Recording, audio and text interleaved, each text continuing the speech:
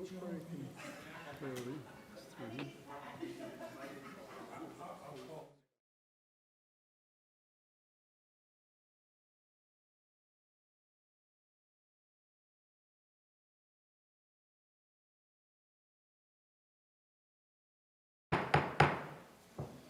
I welcome you to the meeting of the Plymouth Charter Commission on Thursday, the 1st of July.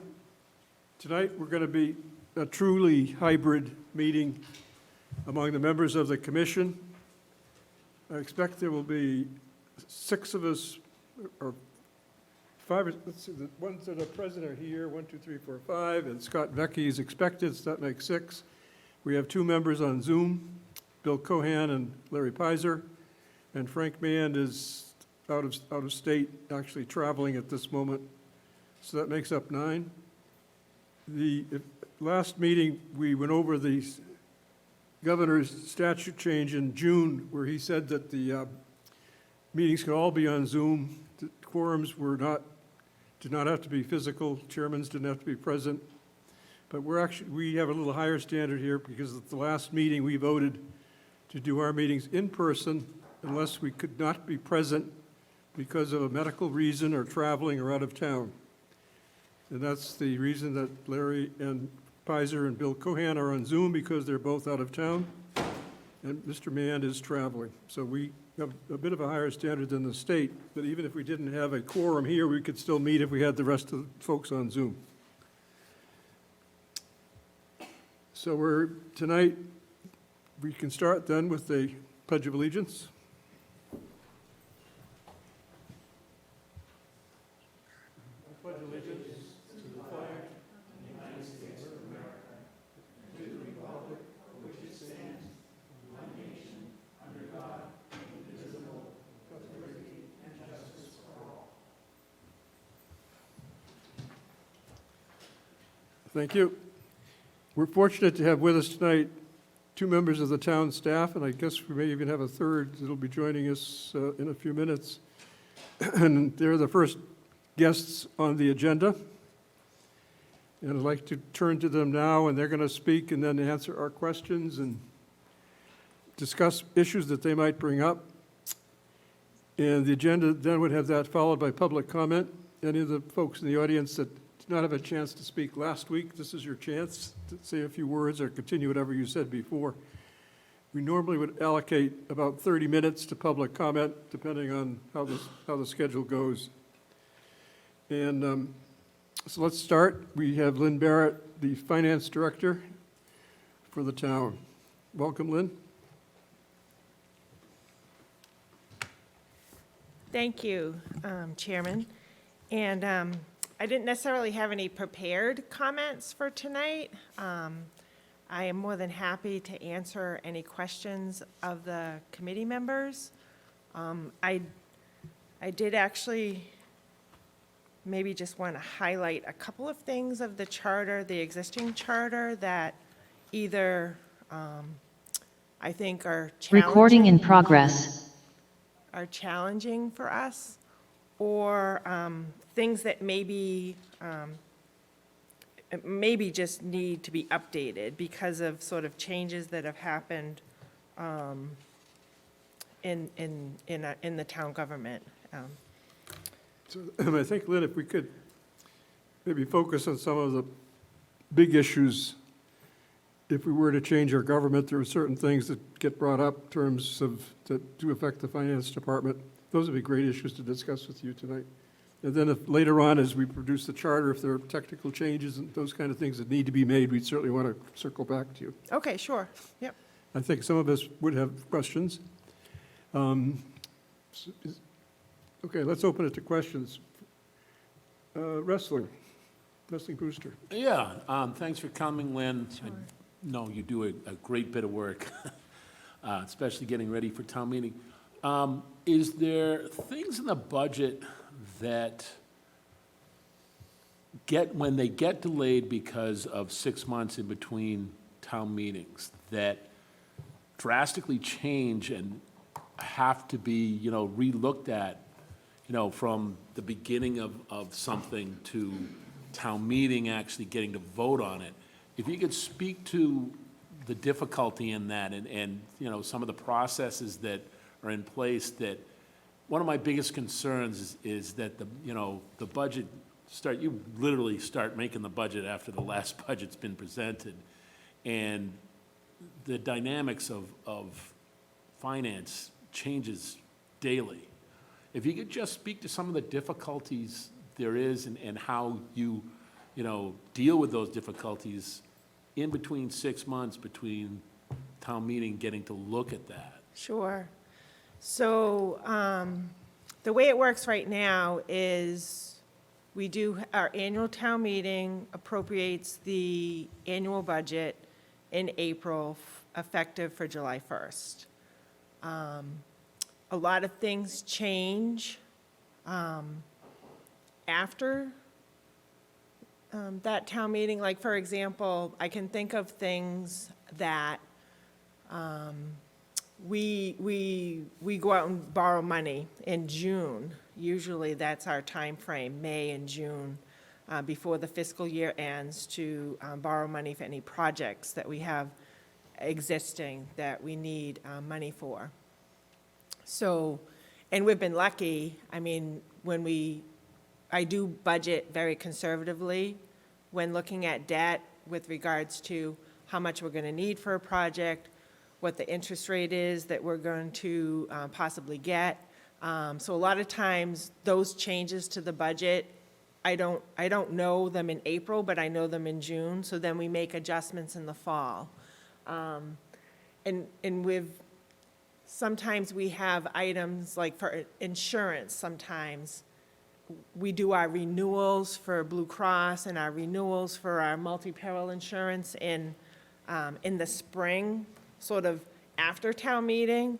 So if there could quite possibly sometimes be things that come up during that we hadn't anticipated, that we might need an increase in the budget. But because we have that fall town meeting budget, we're able to make those adjustments in the fall before we have to incur like any costs or anything like that.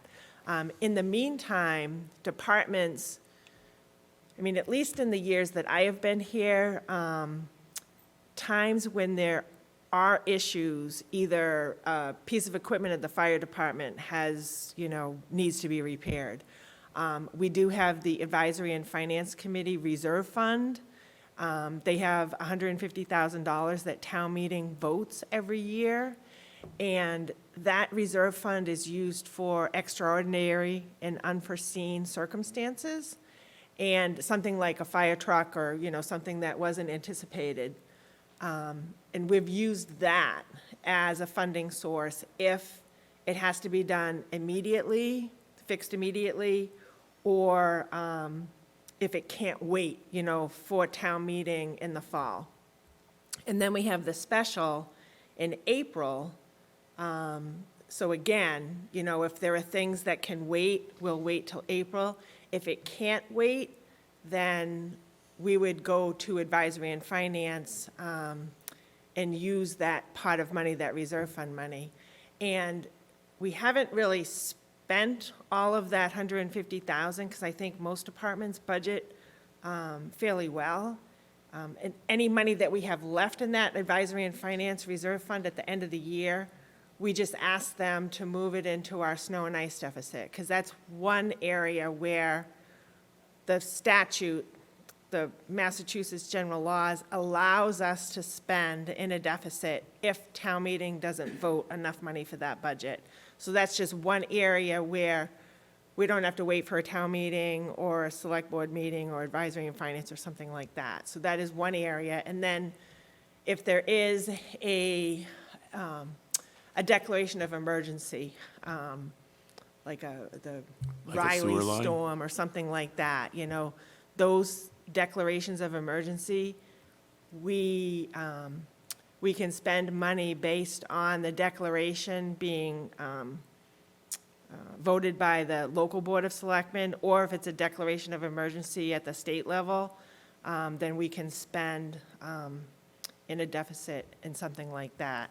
and we just have to notify the Department of Revenue. So in like emergency type situations, there's an avenue for us to do it through Chapter 44, Section 31, with the Massachusetts general laws.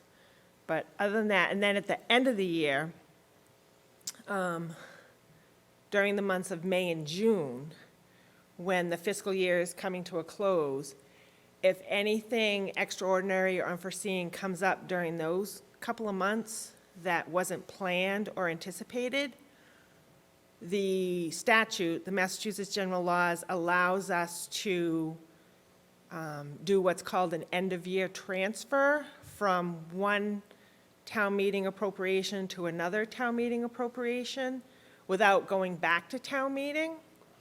And we have to go to Advisory and Finance Committee and the Select Board for approval for that type of transfer.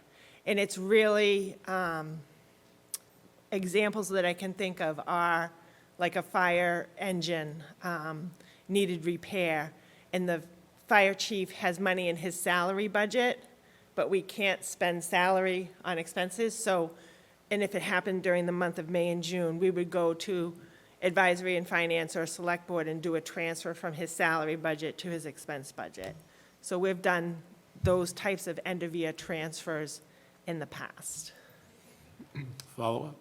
Yep, Leslie? I'm thinking of things like the sewer main break and big items like that. That was should it- that was actually a local declaration of emergency. Yeah. And we, after the selectmen voted the declaration, we sent a request to deficit spend up to the Department of Revenue, and the Director of Accounts at the Department of Revenue has to approve it. You have to estimate how much you think you're gonna spend, and then you have to cover that deficit by the time you go to set your tax rate. So that particular instance happened in December of 2015. And we went to town meeting in April, we funded it through borrowing, and we were able to cover it with that borrowing prior to us setting our tax rate. So in between town meetings, Advisory and Finance and the selectmen have the authority to let you take money from one spot to another? Only during the month of May and June. Okay, If the emergency or the unanticipated expense happens during the month of May and June, then Advisory and Finance and Select Board have the authority to approve a request to transfer. okay. And none of that would come ever back to the town meeting? No. Okay. Thank you. More questions? Along that same line, Lynn, I have a couple of questions. You said that you have the ability to tap the reserve fund if something comes up that wasn't anticipated? And that says it's set amount, I think you said 150,000. Yep. What if it's in excess of that? Where do you go? We would have to, it would all depend on what type of emergency it Is that an is. emergency? We would have to wait for town meeting, for an appropriation. So short of an emergency, there isn't any other source of funds? No. So you can't move from one appropriation to a... Not for Another- something that's in excess of 150, no, yeah. So in your time here, since all of the years you've been here, these rules that you have to live by, set by the Department of Revenue, have they proved to be, in any instance, in your view, too restrictive? No, I mean, they've actually gotten better over the years, because I think some of the rules on this Massachusetts general laws were old, and I think from requests from cities and towns about sort of relaxing some of the rules, they've made some accommodations in their different annual budgets, in changing some of the statutes. So that end-of-year transfer that I referred to, that happened probably like a little over 10 years ago. That didn't exist, prior to that. And that was very helpful, because there were a lot of situations where, something may come up during the end of the fiscal year, and not many cities and towns have town meetings during the months of May and June, or, town meeting is sort of over, but you have to clean it up and you have to fix it before the end of June. And the state won't allow you to do any deficit spending other than snow and ice. So you just can't do it. So if we have advisory and finance money, or, during May and June, we could do the end-of-year transfer. The catastrophe that happened late in the year that you mentioned for the sewer, you were required to get it from the following town meeting? Yes, So that it you would have not- to, the law, chapter 44, section 31, it requires you to fund it prior to you going to set your next tax rate. And if town meeting decided not to fund it or something like that, you physically have to raise it on your tax rate. That's the way the law works. So just so I understand how that works, so if you did have to fund it, as it said, it would be on the tax rate as of July 1st, that coming year? Yeah, So it'd the be coming year. next You don't year's set the taxes. tax rate until December, mid-year, but for that fiscal So how year. does that differ from what the other alternative is? It's going to end up on the tax rate anyway. In this particular case, this was a borrowing. So if they, well, in this particular case, because it was so large, if town meeting didn't vote the borrowing, then we would have had to gone to the Department of Revenue, get approval for the deficit spending, and also get approval to do the deficit spending through a borrowing to raise the principal and interest on the recap sheet. So it's sort of a process that you have to go through with the Department of Revenue, the rules and regulations, but there are provisions I see, for it. because it was a borrowing, it did not end up, Right, right. Other questions? Mr. Chairman? Betsy Hall. Thanks, Lynn. I certainly am one of your admirers. I have two questions. One, in the scenarios that we've just been discussing, special town meeting could be called, is that correct? Oh, sure, yeah. So if we needed to add in it one town meeting because of an emergency, that would be another way to address the problem. Yes. Isn't that correct? Yep. And second question is, I think you started out saying something about there were some things in the charter that I think a change could make your life easier, or the life of a finance director easier. Did you say that something like that at the beginning? No, there's one part of the charter, it's under the Advisory and Finance Committee, which I think is, it's one that is not, it's challenging to follow, because a lot of departments, let's see, what section is it? I'll point it out to you, just because I mentioned it, so.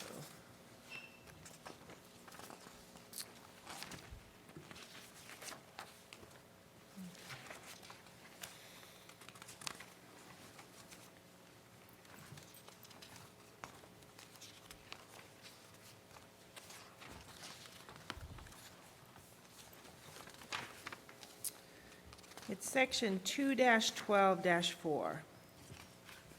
Can you, is there a page? Page, 2-12-4, I have on page 9 Yes. of our packet. it's, I think it's in the section of Advisory and Finance Committee. Right, yeah, it's page 9 in our Yeah, section 12. 12 So 2-12-4. you said. 2-12-4. It says, in the final month of the fiscal year, no department, commission, office, or agency may expend, except for amounts previously encumbered, more than 1/12 of its annual appropriation, unless expenditures have been approved by the Advisory and Finance Committee. We don't follow this. There are many departments that spend more than 1/12 of their budget during the month of June. We are a seasonal community. It's sort of hard not to. The school spends more than 1/12 of their budget because we have what's called summer pay, and they get 6 weeks of summer pay in June. So, I mean, it's just not, it's not, we don't follow it. So I think it just should be removed. That's your recommendation, to remove it. May I clarify something you just said? Sure. Because I'm a former teacher in Plymouth. Nobody gets paid for the summer in Plymouth, right? You get to choose to postpone part of your salary till summer or something like that. Isn't that correct? We have either 22 pays or 26 pays. So people get to choose to postpone, and then They they get that choose money it, in the yes. summer. But actually, there are other people who don't get a summer pay because they choose to get it. They throughout the- choose the 22. Right, yes. Yep. I just wanted to clarify that, 'cause I didn't want people to think that people were getting No, I mean, they're paid. getting paid their contract. It's Right, just they that's right. choose the They number choose of to- payments. That's right. number of Yes. payments. Just wanted to clarify that Yes. for our listening audience. Thank you. David, no, Judy. Lynn, I think the department heads do an excellent job. I think you do an excellent job as finance director. And I think the review by the various town managers through the year of the budget, I think that's always been an exemplary job, too. Would it be realistic at this point, the $150,000 reserve fund that you mentioned goes back to as far as when I was on the finance committee in the 70s. Would it make sense to bump that figure up? 250, 350? Only because you can't spend it unless it's specifically designated for an emergency. Right. And second of all, if it's there and you can put it towards snow and ice deficit, it's less that you have to put on the tax rate for snow and ice. That'd be the first question. The second question is, the rules that you specified, Chapter 40, Section 31, whatever you said, that's regardless of what form of government there is, mayor, city council, town manager, city council, and selectmen town meeting. That's correct. Those laws apply to everyone. Yep. Okay, just touch on my 450 versus 150. I mean, that's a good question. I mean, I would say that if departments continually had issues with their budget and needed money all the time, I would say yes, that there would be a need to increase that. But we have not seen a need to increase that in the last, like, I don't know. It's been a while. I know one year, there's really just a handful of things that we've gone to the Advisory and Finance Reserve Fund for. One of them is repairs to equipment, something that has just, broken down and it needs to be running. So either, a public safety vehicle, something like that. Secondly, I remember in the past, and it has not happened recently, but veterans' benefits. If we had not appropriated enough, and maybe it was because of, something that was going on with the economy or whatever, and there were more vet claims, that came in, we had to go to the reserve fund to increase that, I remember at least one time. And, so there, not many other things like sort of pop out at me. That's why, for example, this year, we have $75,000 left in the reserve fund, and we're gonna ask Advisory and Finance to use that towards the snow and ice deficit. And it's, every year we sort of do, like, I think the year before, we actually didn't have a snow and ice deficit the year before, and I think we had money left in the reserve fund, and it just got closed out.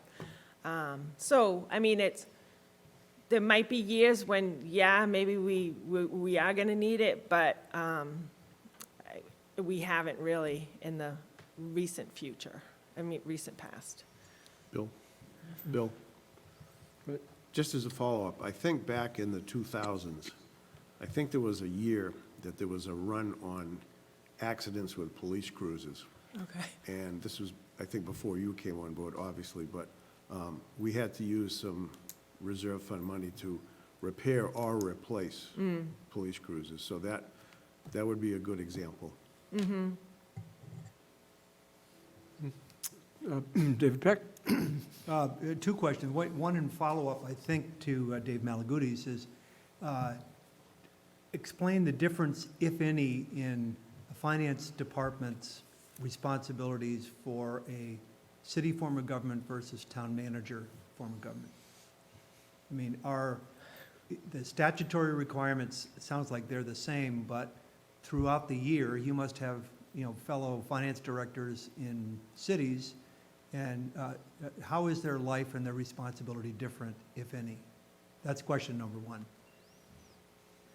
I have a couple of good friends. I know the finance director in Braintree very well. We used to work together years ago. The very first community that I started working in. And I don't think I have not, I mean, we share a lot of war stories and talk a lot about different things. And I don't see necessarily our like day-to-day kind of job being any different. I think because of a city form of government, they have a more frequent opportunity to, get things voted on by their legislative, process.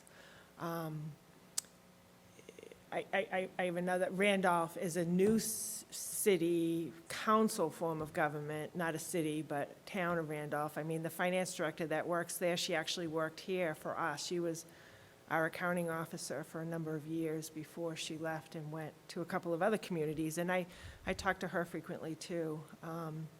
And I lived in Bridgewater when they changed to a city form of government. I remember going to town meeting and then not having to go to town meeting. I sort of missed it, but that's just me. So, I mean, other than, I've never worked in a city form of government, so I'm not. So it's not, but if I'm hearing what you're saying, that the council, city form of government can make financial decisions a little more quickly. Right, yeah. Which leads into my second question, because, being involved with buildings, when there's a 6-month time delay in making a decision on a project as opposed, if bids come in, not just buildings, but on anything, a city form of government could give a green light, could approve something and not have to wait up to 6 months for the decision, which means up to 6 months worth of inflation, we're lucky right now, it's lower inflation, but 6 months of inflation can apply to any financial decision under a town meeting form of government. So, okay, that's the way I see it. Thank you very much. Did you have an answer to that one? Oh, I mean, I think I I agree. saw her Nodding your nodding head. her head. We've had that happen in the past, I mean, we've had to wait and go back to town meeting Right. for supplemental funds on some of the David, was projects. that your second we've had. question? Yes, it is.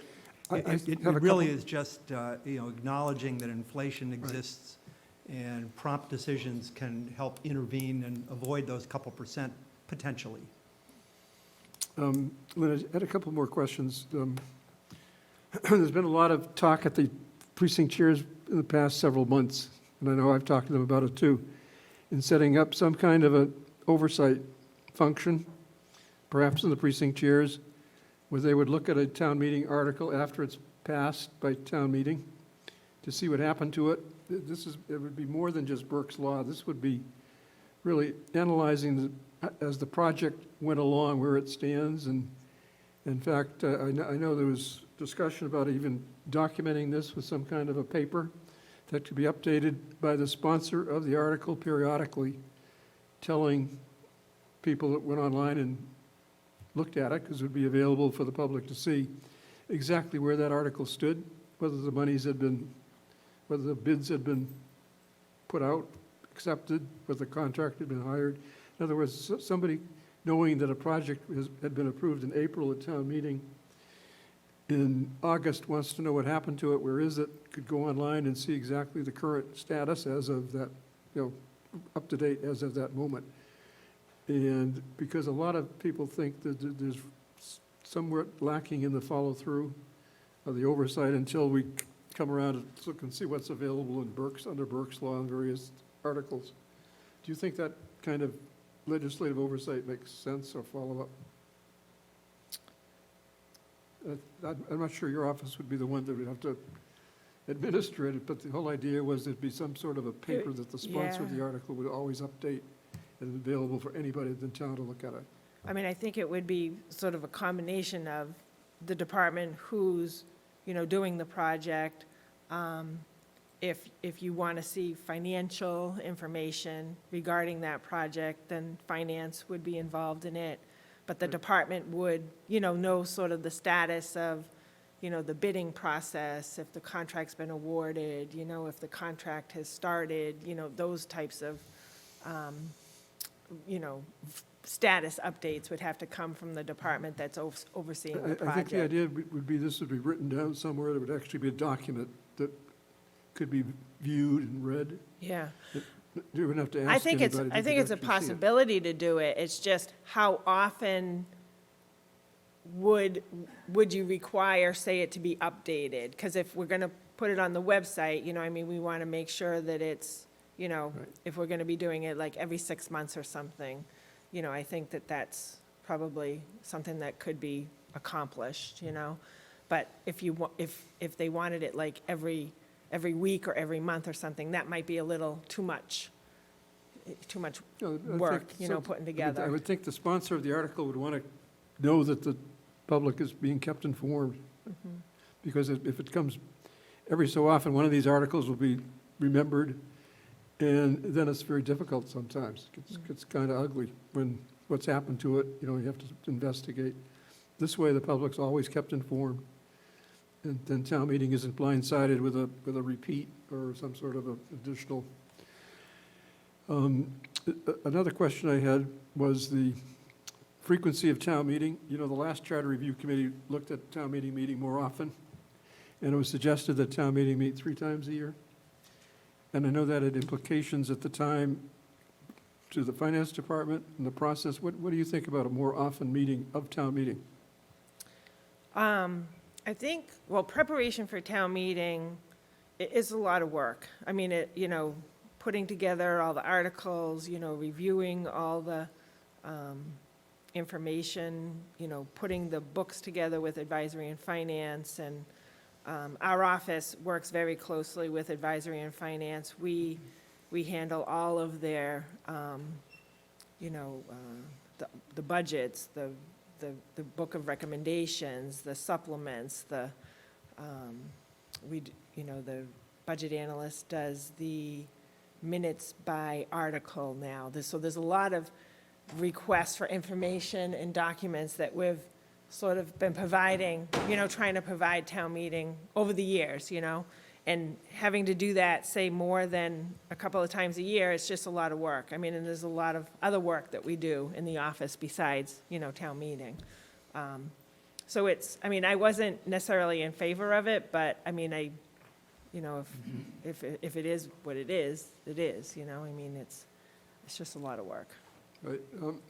One question I have, Lynn, is, and this is a tricky one, it's a hard one, actually. It's sort of the kind of question David Peck was asking you.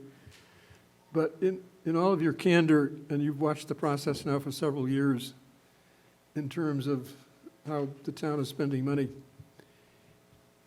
do you think that this is a process that is as efficient as it could be in a different form of government? I'm talking about the effect on the taxpayer and the way monies get spent in the kind of reviews and checks and balances that you have with DOR.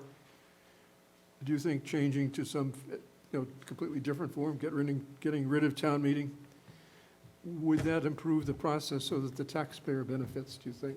You being an accountant and you looking at the hard financial side of this stuff.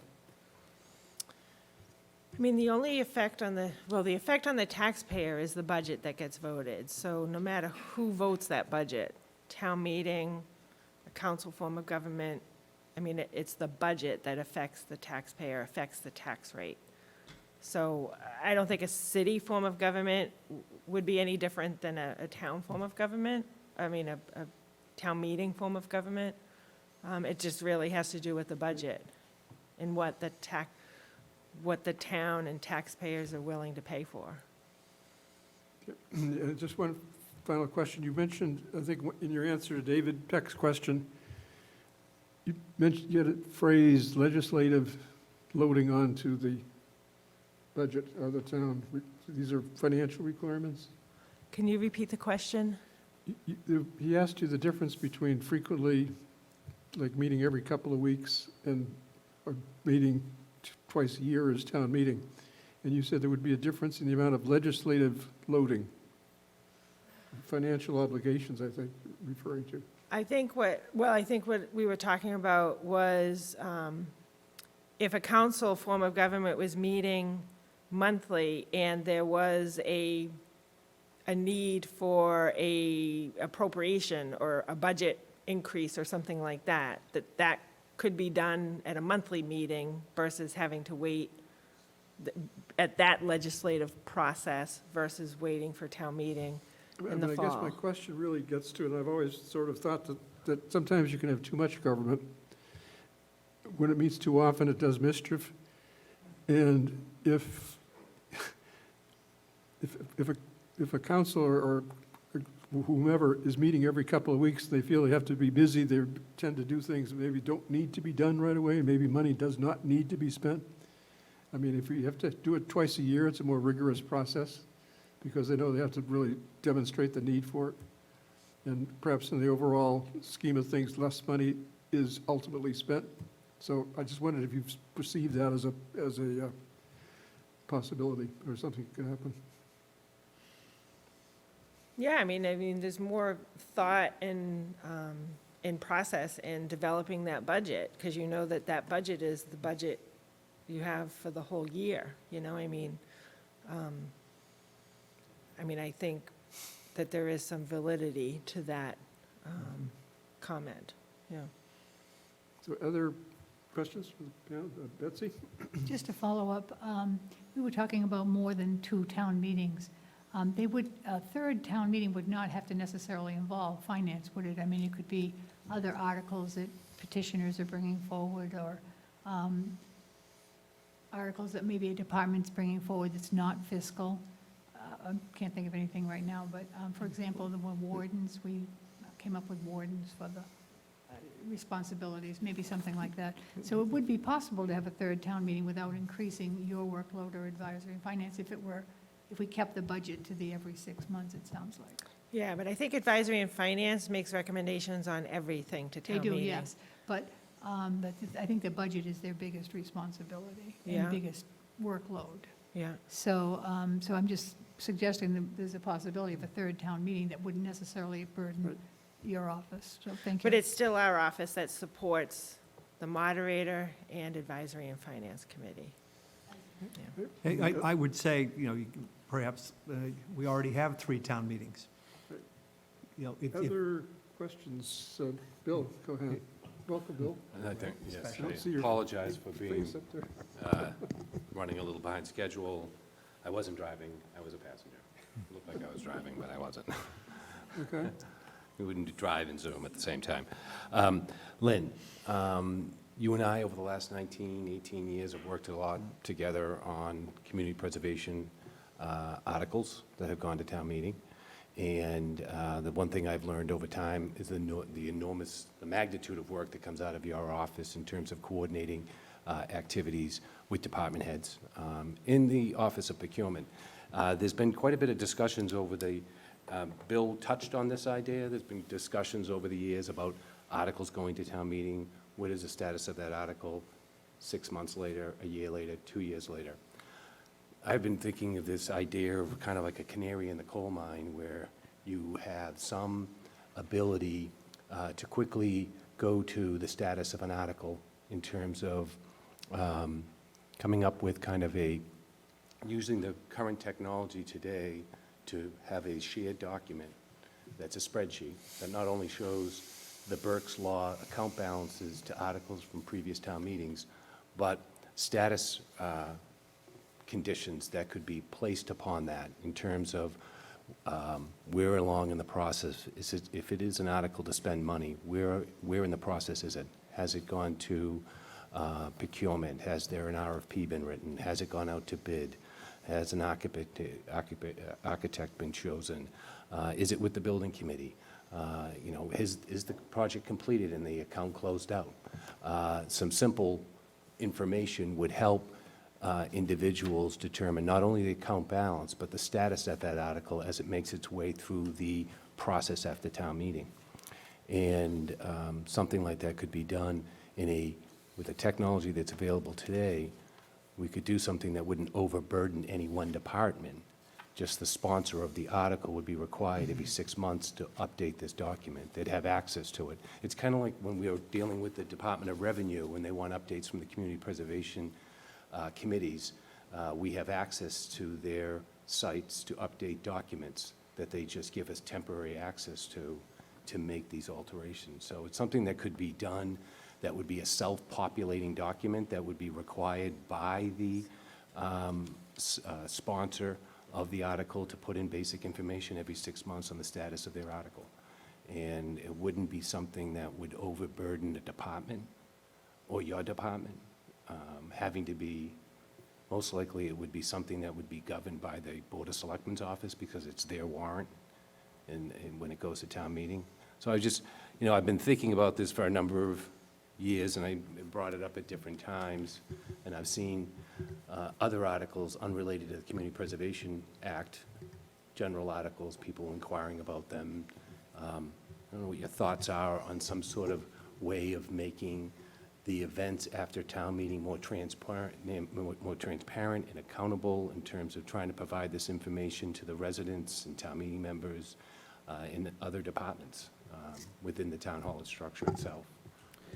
I think Bill may have brought it up prior, as you were walking in the room, and we have talked about this. I mean, I would envision, it would be, some kind of like spreadsheet that would expand on sort of the Burke's Law report that we do right now. I mean, the Burke's Law report we do right now is on an annual basis at town meeting, so we update you the following year.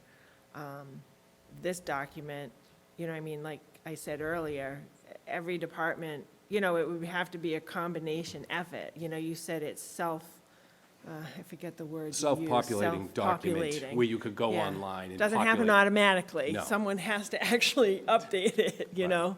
And then someone would have to make sure that everyone is doing, what they're doing. I mean, I'm sure it could be done, I'm not saying that it can't, Right. I mean, I'm trying to think of a way that we can track articles after town meeting without, creating a complicated layer of distraction within the efforts of individuals in the town itself. But in some ways, an exercise to clarify, actually, it would help sponsors that might have multiple articles that have going through the process of a period of time. Not only would it be an exercise, being more transparent and more accountable to the residents of Plymouth, but it's also an exercise that the sponsor of the article would have to go through, and that exercise would probably make them more aware of, where they are in terms of the workload they have to start to move through these processes. But I'm just trying to think of a way of creating this accountability in a user-friendly manner, not only for the person updating, but for the person looking at it, without burdening different departments. So it's something that I have been thinking about, and if we were to do something like that, how would we introduce it to the charter in terms of making an accommodation that this information is required every certain point in time, whether it's every 6 months or 12 months. Thank you. Thank you. More questions for Lynn? Leslie? Yeah, just a follow-up to that. It's probably a better question for the town manager. Are you involved in the process of when an article gets approved and how that money gets spent and where the process is? Overall, Bill's trying to, talk about, having something that shows this, but I'd be interested to know what the process is once something gets approved to completion. And I don't want to pick on Stevens Field, but it's one of those things that town meeting approved a whole bunch of money, and then it's lost. And we have to say, hey, where's that money going? And get Bill to come and say, well, we had this problem, we had that problem. I don't know if it's a question for you or for the town manager, but I'd really be interested in the process of how that, gets approved and who's checking on the progress of something like that. That's, just to jump in, if you look at the community preservation Act application process. At the end of the application, we do a flow chart Yeah. to tell the applicant. I what know, they- but I'm talking about the grand scheme of things. This is, I'm backing that up. So you could probably mimic something like that, where Right. a flow chart would be created for an article, kind of like Schoolhouse Rock. Right, but my I'm just a question bill. is not how you want it done. My question is, how is it done now? That's what I'm saying. Yes. So what I'm saying is that you would put together some sort of flow chart to show where an article begins, getting on the warrant, and going Who's- through the entire process to fruition. Is that what you're My saying? my question to Okay. the town employees Right. is, who's checking on that? And I don't know if it's a question for you or the town manager, but. Well, every article at town meeting is presented by, either as a capital project or an article. It says the department who's responsible for that project. If it's a borrowing project, I get very involved with the department on those projects, because in our office, we set up an account for each and every project, a separate account, so we track it individually. If it's a borrowing project, then I work very closely with that department to see what the status of that project is and what their cash flow needs are. Or I work with the building committee, to see what the owner's project managers, what are the cash flows for that project. So I work very closely with that one, so I could, I meet with the departments and go over, okay, what are you gonna need by the end of the year? Give me your cash flow worksheets, all that kind of stuff. As far as the other projects, we set up an account for those, we monitor those, we produce, we look at monthly expenditure reports, so our office sort of reviews them to make sure our system is set up so that no one spends in a deficit. I mean, you can't do that, but if a project, say, hasn't gotten off the ground, then really the department, would have to be sort of asked, whatever that department is, oversight, yeah, right, whoever oversees that person. So just to, oh, Mr. sorry. Pizer, have a question? Yes, I do. Go ahead. First of all, as a former division head, I'd like to say that the difficulty in getting any money into the budget is notable. And so when I got money into the budget, the question of when it was going to be spent during the year was almost silly to me. If I had an extra election, and had to pay people during the month of June, the idea of the 1/12 prohibition for June was something that simply wasn't realistic. And I think that Linda's right on when she said that that's something that we will need to look at when we get closer. And also, it is absolutely true. When the town clerk's office was buying voting equipment, we bought it when it was possible to be bought. And if we didn't buy it, we bought it 2 or 3 times during my tenure. And if we didn't buy it as quickly as was expected, finance came to us, and they knew perfectly well, either we had a good reason, which we did, or we didn't. Thank you. Just a question. You said it was hard to get monies into the budget for your department. What was the bottleneck? Were there too many layers of approval? The town was always very careful with every dollar it spent, and I had to make an intelligent case for spending any money at all during the year. And not only did they put money in that they agreed was necessary, but after the year was over, there was always a comparison the next year to the money we spent the year before, so they knew perfectly well whether we had spent the money well or in the previous year. I just wanted to follow back up on this idea of understanding the process of not only the events after town meeting, but the events before town meeting with an article. in actually tracking it. That this idea of legislative oversight should actually begin at its origin when the warrant opens, articles are placed on it. And like I was referring to this thing that we did, it was trying to be user-friendly in the application process. In the back, we put like a flow chart of what you can expect over a period of time. It's something just not only to make the government function more efficiently, but to make it more user-friendly with residents that can go on and see the process of how an article moves through the system, how it goes to town meeting, and then the events after town meeting where they can actually find, because there is something that happens at town meeting. If we, You want to ask Lynn a question while she's still here? I guess not, it was not a question. It was kind of a follow-up to what Wrestling was saying, just to get a better understanding of what he was asking Lynn. Thank you. Any other questions of Lynn before she, Lynn, I was interested in both what Larry and you said about we just can't follow 12, number 4, there are 212, number 4, because it's just not feasible. Are there other parts of the charter that right now the town government's not able to accommodate, and they just can't do it because of some reason or another, or they're not using that part of the charter, the way it's set up in the charter that you know of? Not to my knowledge. I mean, I went through it again this week before this meeting, and that was the only one that has sort of popped out to me over the think the other years. So it might be a Ones are gonna pop up question as for we the go town, along. yeah, You for the see town manager as well. Okay, thank you. there are other ones, David Peck? Yeah, I know school budgets sort of end up as sort of a single vote at town meeting.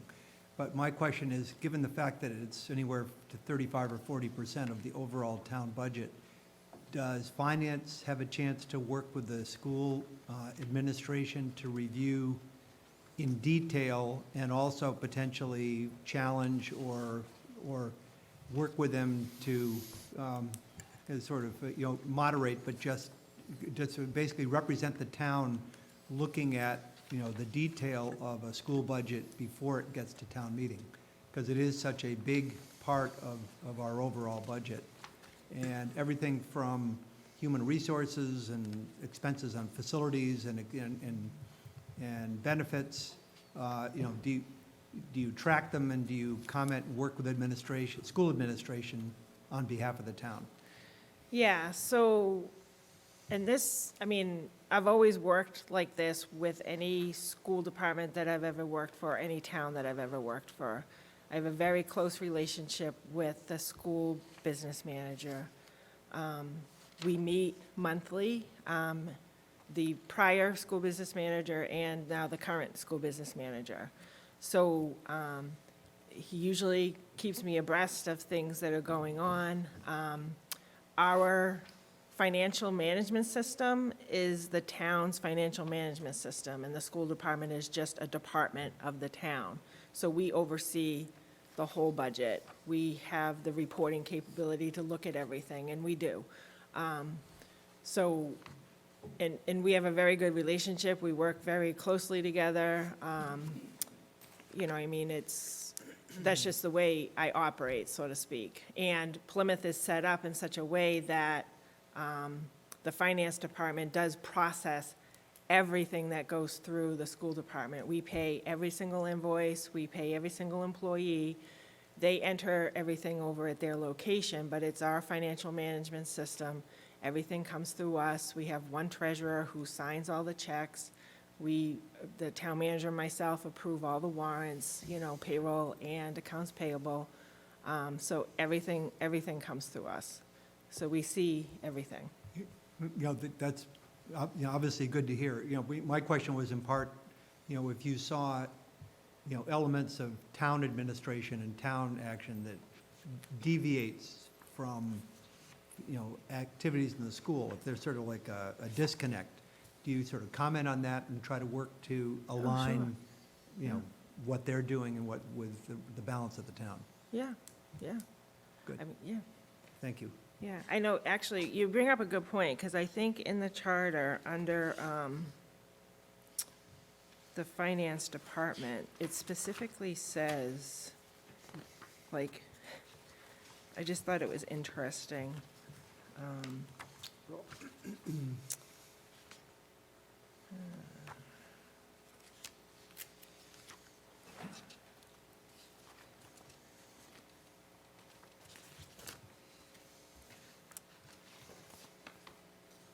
Okay, so in section 3,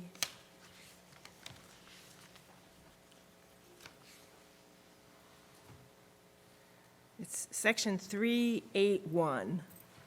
There shall be a Department of Finance responsible for the fiscal and financial affairs of the town and for the coordination and overall supervision of all fiscal and financial activities of all town government agencies, except for the school department. I mean, we're responsible for everything. I mean, the school committee is responsible for their budget, but as far as everything that's written right there, it's the town's finance department. I mean, we do it all. So I just think I circled it. It's just a little strange, I think, but, I mean, we file all the payroll tax returns to the IRS. I mean, we do everything for school and town. It's just one employer ID number, Everything goes through us. Lynn, thank you Thank very you. much for coming in tonight. Sure. I sort of think we may need your services down the road a bit as Okay. we get into the details. But I appreciate your extraordinary grasp of all these issues that affect Plymouth financially and your Sure. frankness tonight in telling Thank us you. about some of them. Yep, anytime. Thank you. So our next speaker is from the town, David Gould, Director of Marine and Environmental Affairs. Welcome, David. Thank you. Feels a little strange to be at an in-person meeting. It's Also, definitely the first one I've had in quite some time. also Master of Grants, right? Thank you for inviting me. In thinking about the preparation for tonight, I had a few things that, in looking back, having worked for the town for unbelievably almost 20 years now, I was thinking about how some of the things have changed and some of the things that I found interesting about the way our government operates. So if you wouldn't mind, I can go through some of those and then be available for any questions anyone may have.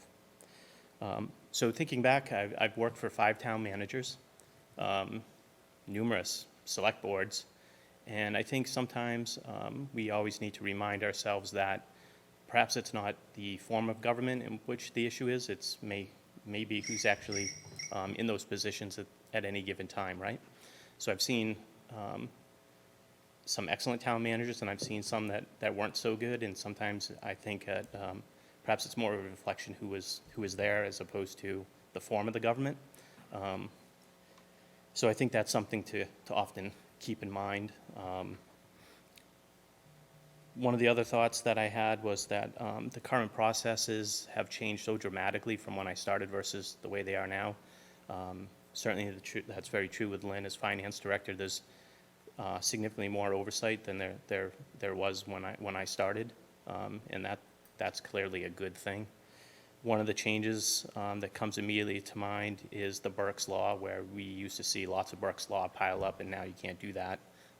It's part of the operating budget, so if you don't expend by June 30th. So those are changes that make a lot of sense. The other is that we used to never be able to bring capital projects to fall town meeting. That was strictly a spring, and I think that frees up a lot more flexibility for the town. And someone who does a fair amount of capital projects, when I look at the ability to do capital presentations both fall and spring town meeting, that's incredibly helpful because we're bound by lots of other things. The grants that you mentioned have restrictions. Our permits have time of year restrictions. And so being able to have the flexibility of going to town meeting more than once for a capital is a huge advantage and increases our flexibility significantly. So that's something that's definitely changed over the years. Capital is an interesting process. Again, we do a fair amount of capital projects.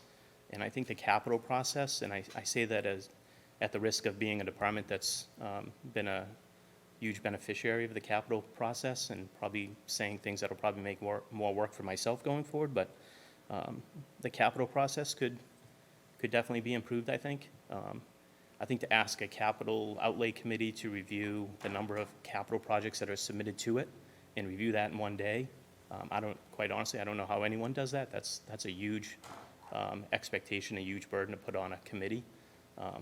And that's a process that could probably be a little more spread out. When Wrestling, you asked your question about capital projects and how they move forward, the first thought that I had was the vetting process for certain capital projects, and I think that vetting process may answer your question in many cases, in that, is that capital project ready to be funded and implemented as soon as town meeting is over?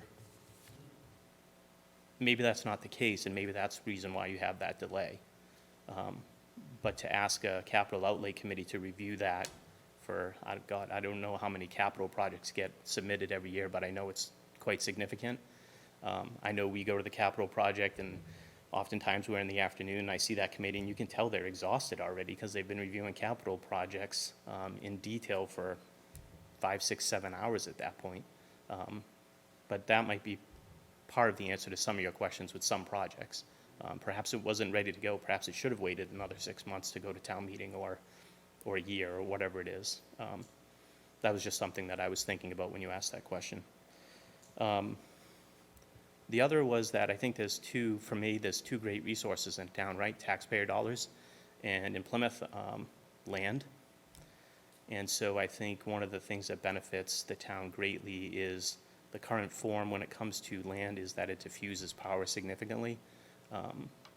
I'm working with a community down south on a particular project, and I hear from them their frustration with their mayoral and city council form of government and some of the things that were happening. And I talk to them about how we do things here, and they often say if they had our form of government, some of the things they don't like and are experiencing wouldn't be possible. And I find that to be interesting because we talk so much about changing ours, and others I hear come back and say, well, if we had your form, some of these things that we don't want to see happen probably wouldn't. I just find that interesting. So I wanted to share that with you all tonight. The other thing that I find interesting is I often hear about other communities that have a mayoral form of government. And I'm not saying that's good or bad. I'm just saying one of the comments I often hear is that those communities are so much better run, and perhaps they are fiscally. I'm not an expert in that by any means, but I often think of those communities and hear the communities that people use, and quite honestly, I think those communities probably have more to be envious of Plymouth than the other way around. I just find that interesting. I think whether or not we stay with the form of government or we change, there's an awful lot to be proud of in this town and how it's run, and its accomplishments, and oftentimes I think maybe we don't appreciate all the things we do well, and focus an awful lot on the things we don't do well. And I think a lot of those other communities that you hear mentioned, no disrespect to them, but I think they have a lot more to be envious of us than the other way around. So with that, if folks have any specific questions for me, I would certainly try and answer them. Bill, go ahead. David, your department has been quite successful over the years seeking out grant opportunities and working with different departments. We've ended up having had the opportunity to work with your department, working on grant applications and grant submissions, and one of the things I noticed out of your department, though, that there's a lot of requirements in that grant process. To be successful in the grant writing process and getting those grants, there's a lot of timing involved. When we use the money, how we use the money, is it reimbursement grant? Do we go to Springtown meeting? Do we go to Fall Town meeting? Do you see anything in the charter that would make your grant activities, grant writing activities, is there something in that process that would make it easier? Obviously, when you apply for these grants from a state agency or federal agency, they don't really care if you're a mayor, council, or a town meeting. Right. They just have these requirements. Is there anything that we should be doing in our charter that you can see? And you don't have to answer this question tonight. You can go back and look through the process and come. We hope again to have you back to talk about this. But is there anything in the charter that we should be thinking about to accommodate that, to make the town more successful in writing its grants and securing its grants?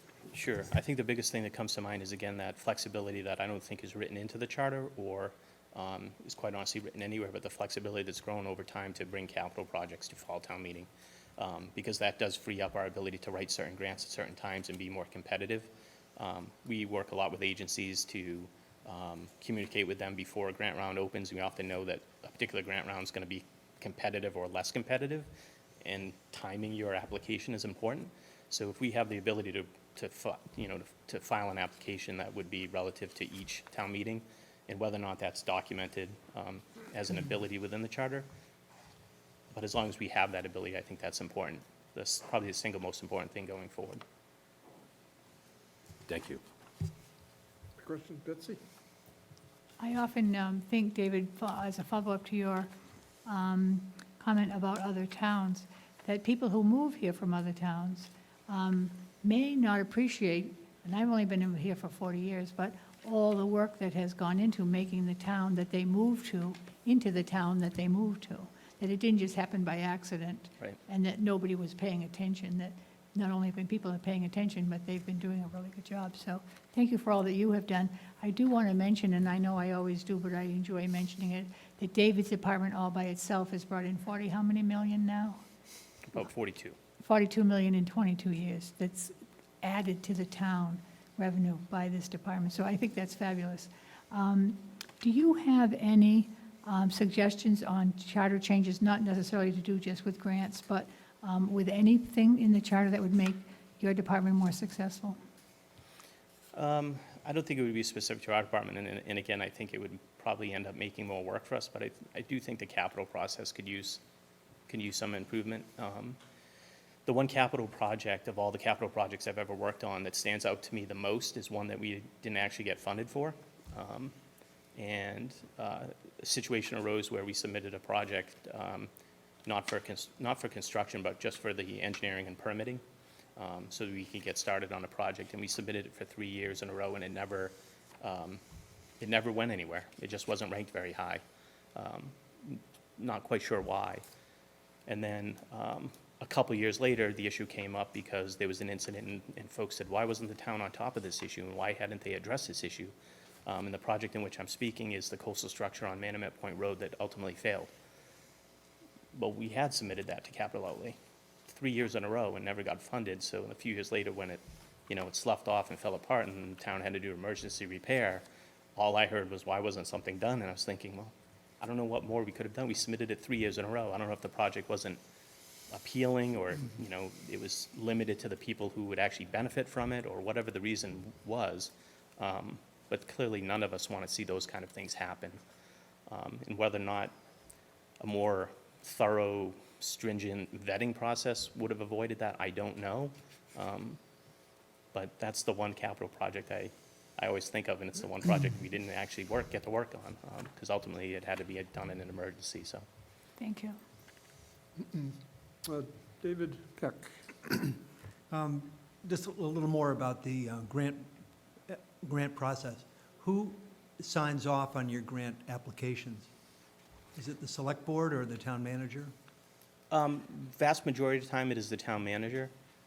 There are some grants, very few, but most will want signature or an authorization from the town manager. Some will still say the elected board, whatever that might be in your community, but the vast majority just require the town manager's signature to submit the article, the application. To submit the grant application. Yep. And then when they are awarded or potentially awarded, do they have a time frame on them to accept the award? Yes. So oftentimes, there's a timeframe in which you need to get your paperwork in. Oftentimes, there's a specific window in which you need to expend those funds by.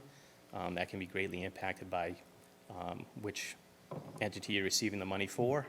Sometimes the state will give you the same grant 1 year in, say, April, and you need to expend it by June 30th. Other times, they'll give it to you in November, and you have 6 months to work. So it really depends. And the grant application process, quite honestly, is probably the easiest part. It's oftentimes sort of bittersweet when you hear you receive the award, because now you know the real work begins about getting the paperwork and the contract and putting it out to bid, and then doing the quarterly reports and getting the reimbursements and doing all of that. There's a tremendous amount of work after the grant's awarded, obviously, and that takes quite a bit of effort. I'm just interested in the accepting an award when it's, will it keep to the next town meeting, or in fact, would a council form of government that meets every other week or, say, monthly, be able to accept a grant instead of waiting for, the next cycle of town meeting? It might. I can say that it could, potentially. I'm trying to think of a situation in which it would, but I can certainly tell you that prior to us being able to go to both town meetings with capital, there were certainly times where applications were available that I didn't apply because I knew I had to wait until April, and I just couldn't do it in that time frame. Okay. That's how I understood it. Thank you. Wesley? Yeah, David, I know that you're involved in a lot of different things in a lot of different agencies, and like you said, for 20 years of different, governments and different processes.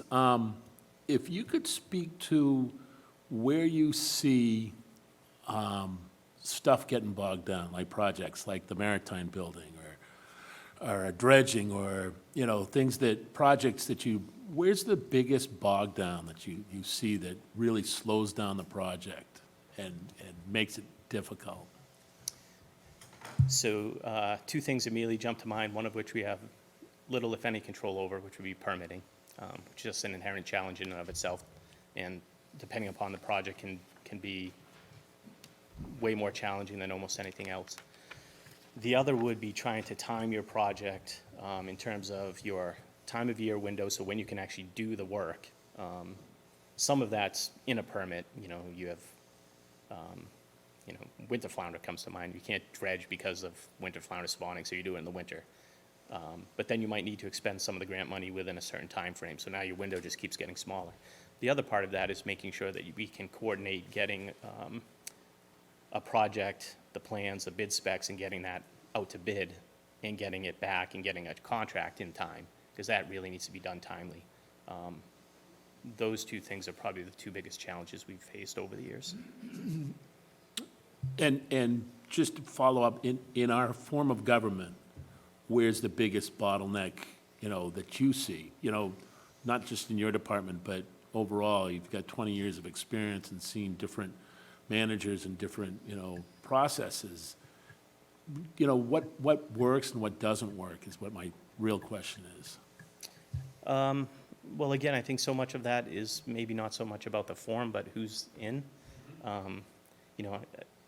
I've definitely worked for some town managers who, whether or not by their own abilities or they just wanted it that way, were extremely slow and methodical and just not very productive, and that can be very frustrating for an employee for sure. I've also worked for some very good town managers. I think the current one is the best one we've had in my experience here, and I think things move a lot better now than they have in the past.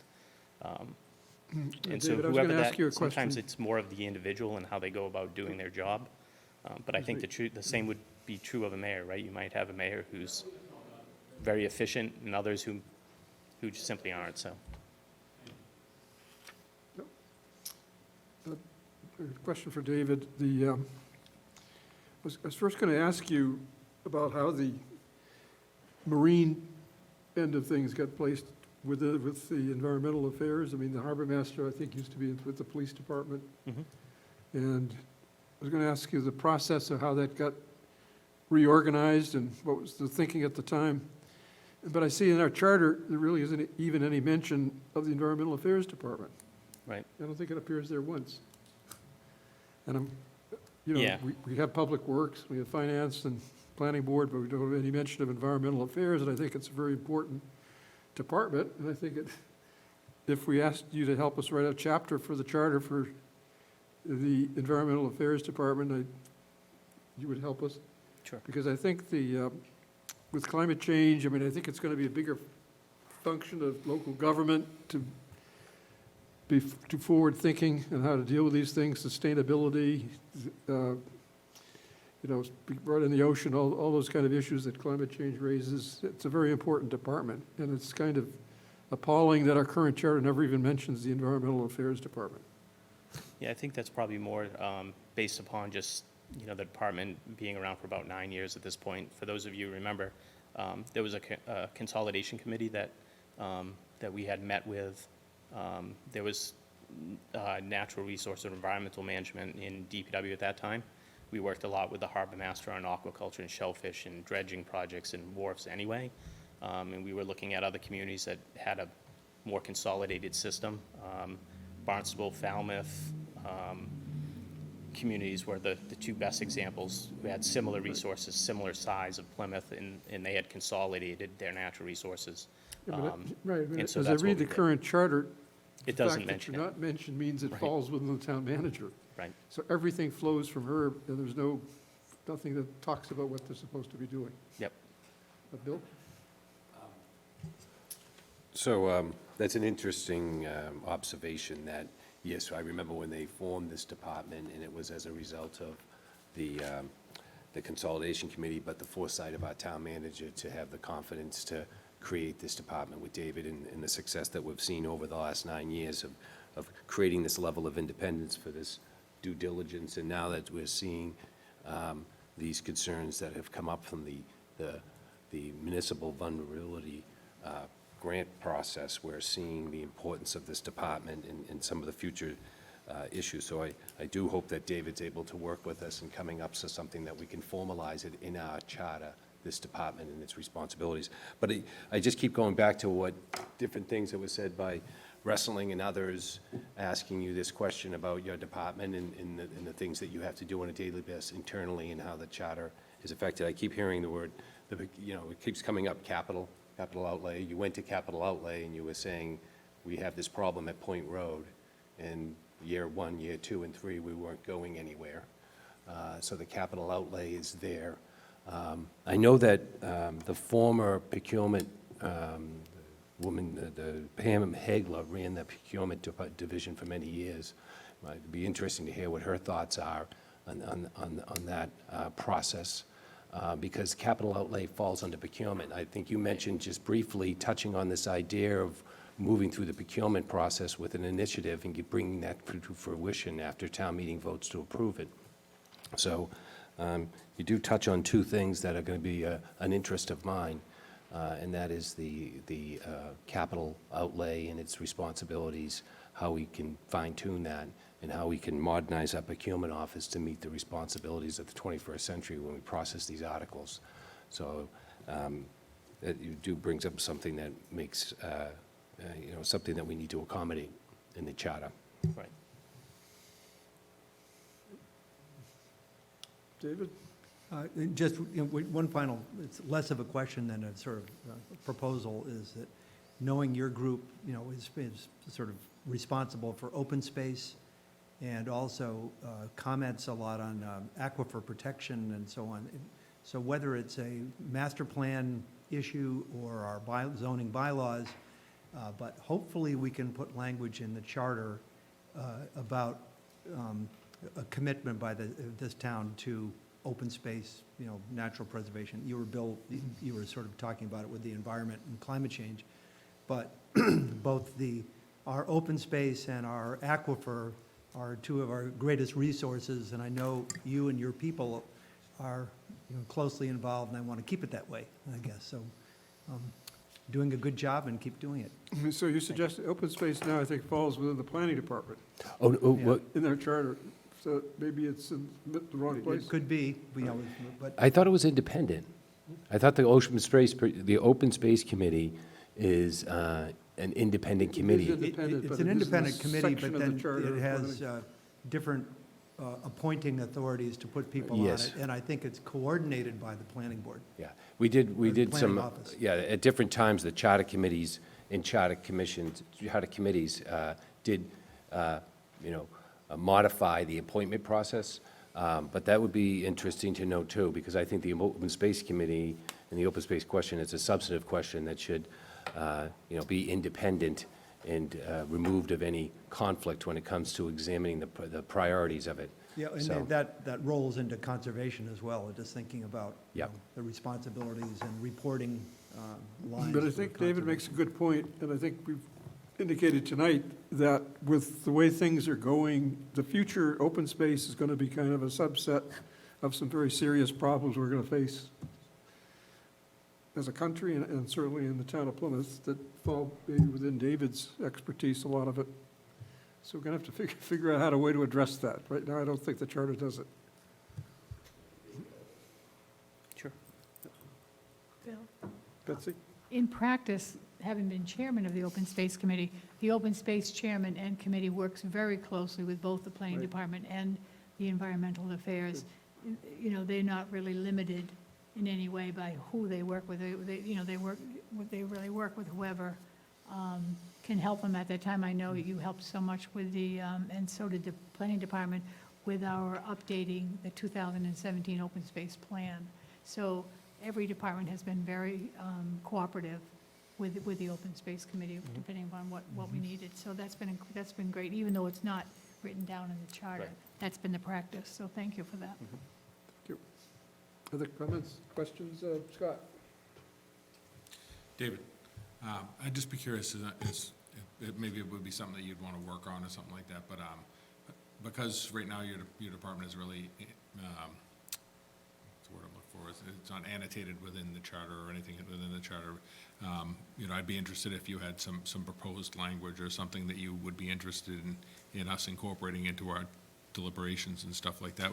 Would that be something that you'd want to work on and maybe come back to us with? Absolutely. We can certainly draft something up and share it with you, and you can provide your feedback, and we can work on that. That's something I think we should do, and we can certainly do that. Thank you. You're welcome. You're good. Thank you very much, David. You're very welcome. Very important department. We appreciate very much your coming down. Thank you. And our next speaker is Marlene McCollum, the Assistant Town Manager. Thank you. Thank you.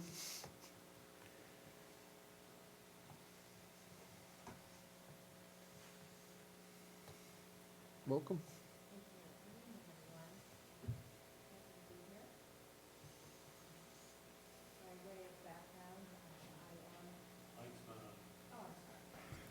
Thank you. By way of background, I am also a department head. I am responsible for procurement, the town clerk, and the airport, as well as my duties as town manager, assistant town manager, excuse me. I've been assistant town manager for almost 4 years now. Prior to that, I just watched your predecessor committees and commissions work as a resident and taxpayer of Plymouth. So I'm happy to provide you with my thoughts or opinions or insights as you may wish. Can I answer any questions? Questions? Questions? Yes, we do. Betsy, go ahead. I just want to ask the same question I've asked of the others.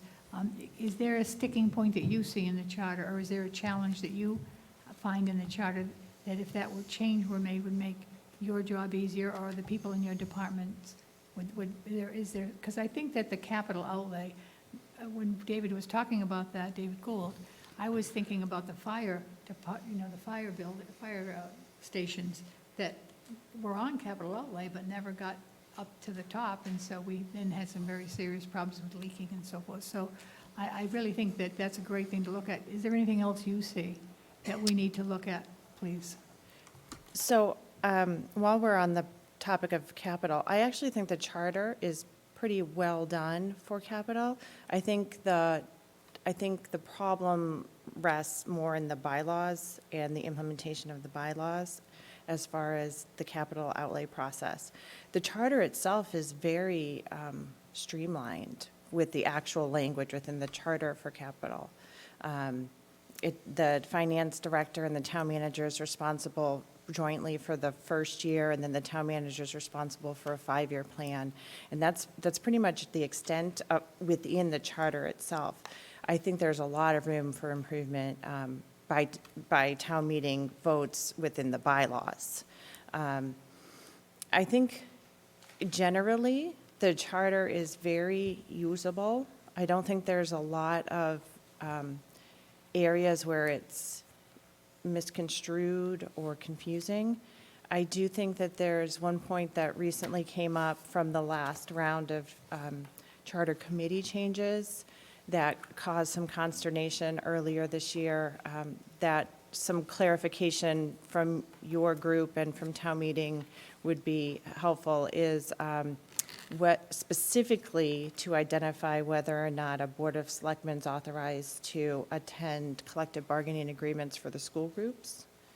That was a point of confusion or disagreement, and I can give you,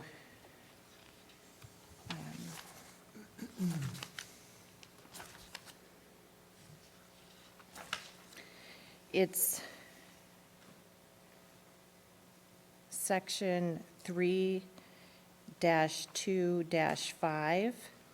And just by way of some background, I think the disagreement arose because the first sentence reads, "The select board shall have the power to approve all collective bargaining agreements to which the town is the contracting agency."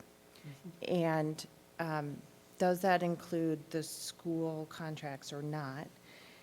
And may designate one select person to participate in the negotiation of collective bargaining agreements. So specificity on whether or not they can only participate in the contracts in which they are the contracting agency, or can they participate in all groups' collective bargaining agreements? So that's one area I do think clarification would be very helpful. So, Marlene, can you go over that? Just reiterate that again. So you're seeking clarification in, you were just saying now that you were, So where it says, "The select board shall have the power to approve all collective bargaining agreements to which the town is the contracting agency," I think one point is to clarify, is the town the contracting agency for school-side CBAs as well? And then secondly, to clarify, specifically, may a select person participate in the negotiation of CBAs on the school side? And what was the intent of that language? Is the intent to include the select person on the schools or not? in the consternation was caused, what was you mentioned earlier, the consternation that was caused by this? The select board wished to participate as part of the team on the school side. On the school CBAs, side. yes. But it didn't cause any confusion on the town side? The school would prefer that they not Okay. participate. Okay. I'm just trying to get to the crux of where the concern is. Can I have a follow-up to something different? So your activities oversight on procurement, which oversees capital outlay. Right, so under the bylaw, Yeah. the procurement officers is responsible for receiving all the capital requests by November 1st. And that whole process is laid out within the capital bylaw. Okay. So your concerns are with the bylaw Yeah. and how what would you prefer to see the bylaw? I think the bylaw is ripe for an overhaul Right. Okay. from top to bottom. Yeah. And the other thing is that we have the bylaws, then we have the charter. You said the charter's fine. Yeah. It's clear and concise. Do you think that the charter should be a little bit more specific or less vague? And I know the bylaw is one way of dealing, here's your charter, and then it's vague on this subject matter. And then the bylaws pick up the specific, the detail to cover that. Should we look at the charter and doing something there that makes the procurement and capital process, I'm very interested in the procurement process in terms of trying to modernize it to meet these responsibilities. It's one of the things that I've experienced going through that process a number of times, that you speak of, that the charter is really not the problem, but the bylaws need to be addressed. But do you see anything in the charter that could be beefed up to give that So, section? I mean, that's ultimately your Right. your call. My opinion is the charter as the constitution of the town shouldn't really get into the weeds. That's really why we enact the bylaws. And we can amend the bylaws at every town meeting, whereas amending the charter is a much more difficult process. But Right, that's wholly in your realm. right. Very good. I hope that you would provide some of your thoughts on the bylaws pertaining to these departments these responsibilities you have around procurement and capital. If you have some concerns, it'd be nice to see what those concerns are when it comes to the bylaws. Scott?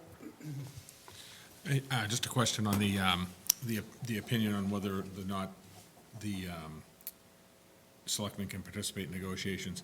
So there's some, who, is it a legal opinion? Or is it just the opinion of the school committee that they're contracting with the schools and not the town? I mean, at the end of the day, all the contracts are with the town's the one writing a check.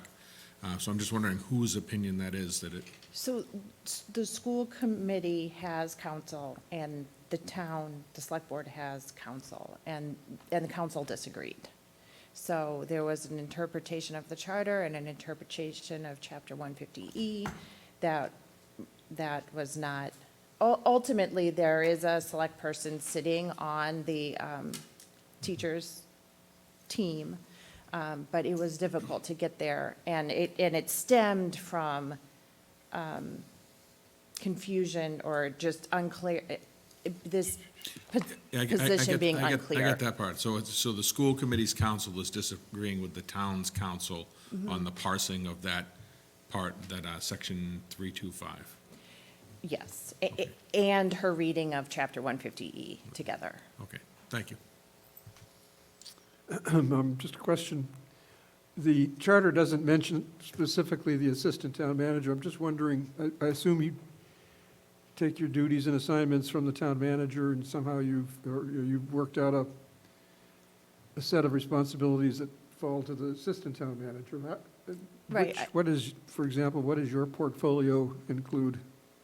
So my job description, so I stand in for the town manager when necessary, and she can delegate whatever authority she deems appropriate to me.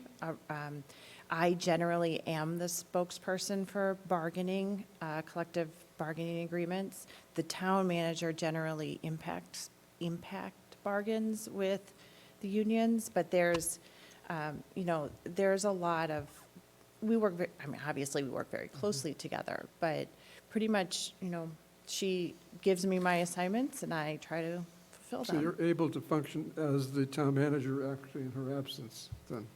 So, as you know, the charter gives the select board, if there's a 30-day absence, Right.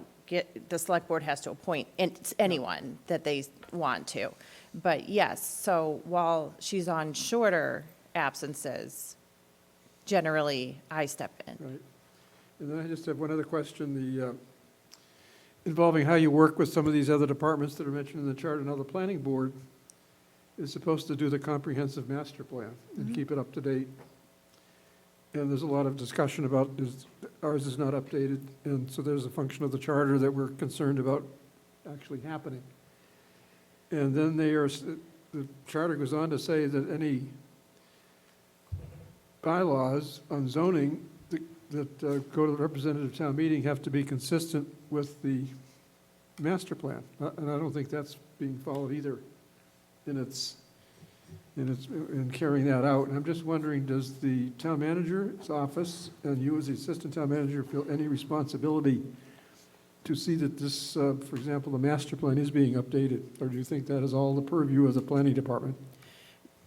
We work closely with the planning director. We know that he's coming, again, to capital in the near future for funding for a master plan update. So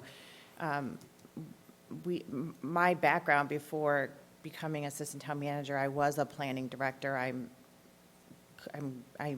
So has the committee actually been formed now to do this updating of it? No, Lee has not applied yet for the project, for the capital project funding, but he will be soon. And then, once that's approved, he can move forward. with his update. Wait, say that again, I didn't catch that. He hasn't applied yet for his project, Yep. but once he applies for the funding and it's approved, he can move forward Who- with, Who furnishes the funding? Does that come from some other source? it would be a town meeting capital So it's a article. town meeting vote would have to start the process. So it could be like in the warrant in October. I don't think he's ready for October, but yes, it will be in a future warrant upcoming soon. Yeah. So the Director of Planning and Development could go to capital, request funding for the master plan process, or someone could take an article directly to town meeting and look for the funding. I know in the past that when I've looked at this planning process, it does require the engagement of other departments. It solely shouldn't be the planning department. It should be the school department, it should be both sides of the town, it should be various departments from the Department of Environmental Affairs to Marine Environmental Affairs to other departments. I think every The charter department could be should. more specific. Yeah, the charter should be more specific in the master plan process requirements at a certain point in time and make sure that they include all the departments, because every department within the town halls is being affected by this growth. Other comments, Rusty? Yeah, going back to my question of Lynn,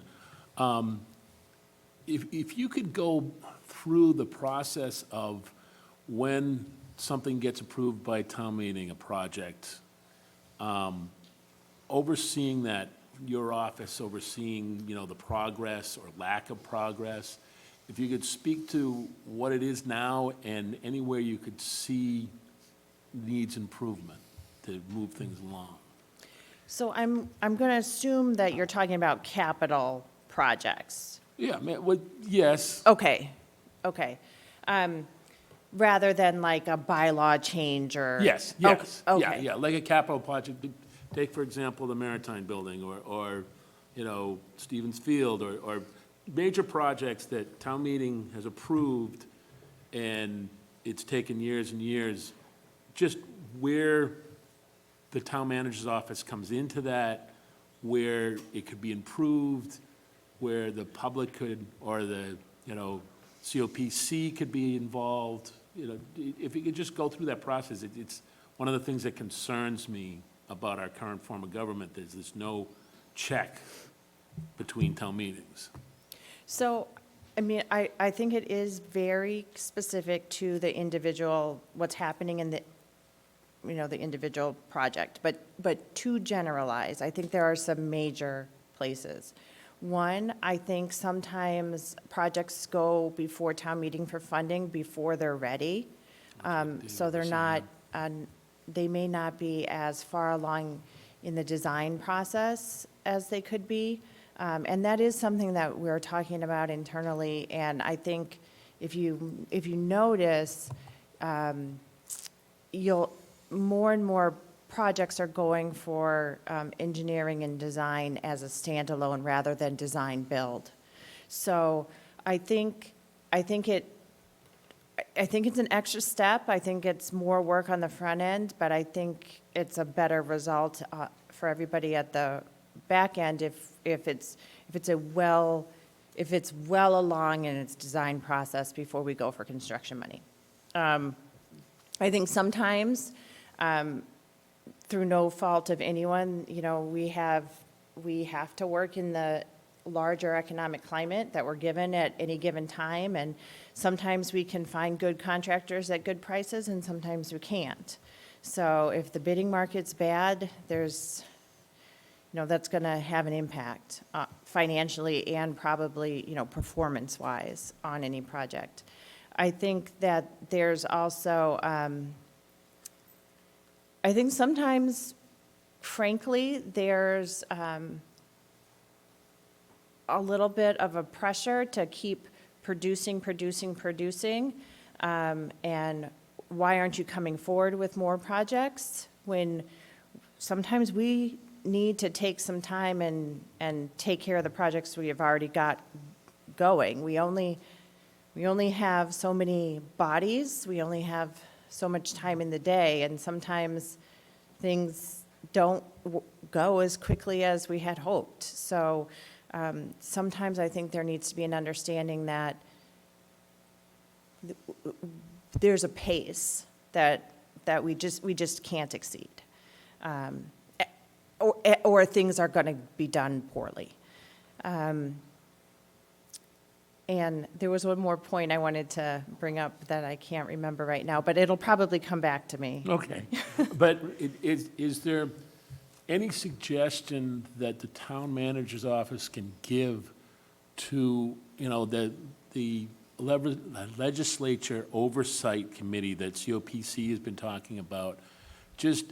My concern is that there's a lot of projects that town meeting has approved, and there's no way of town meeting as a body knowing where that project is and why it hasn't come to fruition, or, I keep picking on Stevens Field, but, no one was told that, the EPA came in and there was flooding, they had to change a bunch of stuff, and is there any suggestion from your office on how to better let town meeting, either COPC or something, in that process between, approving it and its fruition? So, I mean, I think if there's a question, we can, if there's a question on a specific project, we're always happy to respond to it. We don't know which projects are going to lag on the front end. So until it starts happening, we're focused on, trying to correct the problem that's causing the lag. And that's where our attention is. And our attention necessarily isn't on, unless there's some sort of, unless we want to set up some sort of like automatic schedule or phone, some sort of reminder almost, some sort of tickler but we're so focused on trying to correct the lag and get the project going. We're not, and I'm not trying to make excuses, but it just it's not really our priority to think about. We're happy to provide the information, but it's just not what we're thinking about at the moment. Yeah. So if there is a semi-annually, reminder, or if there's a standing meeting or something where That's what COPC has been trying to come up with a process where we come up with projects that we think are important, and we go and find the information so we can bring it back to town meeting. It's just, that process is hard. Oh, and I do remember the other thing I was thinking of. So sometimes, sometimes these projects have a particular sequence. We have to do things in a certain order. And we have right now a capital project I'm working on. My next step is dependent on getting data from a consultant who has gone silent on me. So I'm, reaching out to him. I'm trying to get my data. But until I get that piece, I really can't move forward. So a lot of it is, we're very dependent on the whole schedule and the whole sequence falling into place. And of course, it doesn't. David? Yeah, I want to come back to your introductory thing. Did you say you're a department head as well as assistant town manager? Yes. For three different departments, and I heard procurement, town clerk, and Airport. airport. And is there any, if this is sort of an org chart, just curious what the logic is, because those, unlike, marine and environmental affairs, those are three disparate, different departments. Well, because Larry's listening and Michelle is listening, honestly, I don't know. That's what I got. That's what it was when I got here. I have a feeling I got things nobody else wanted.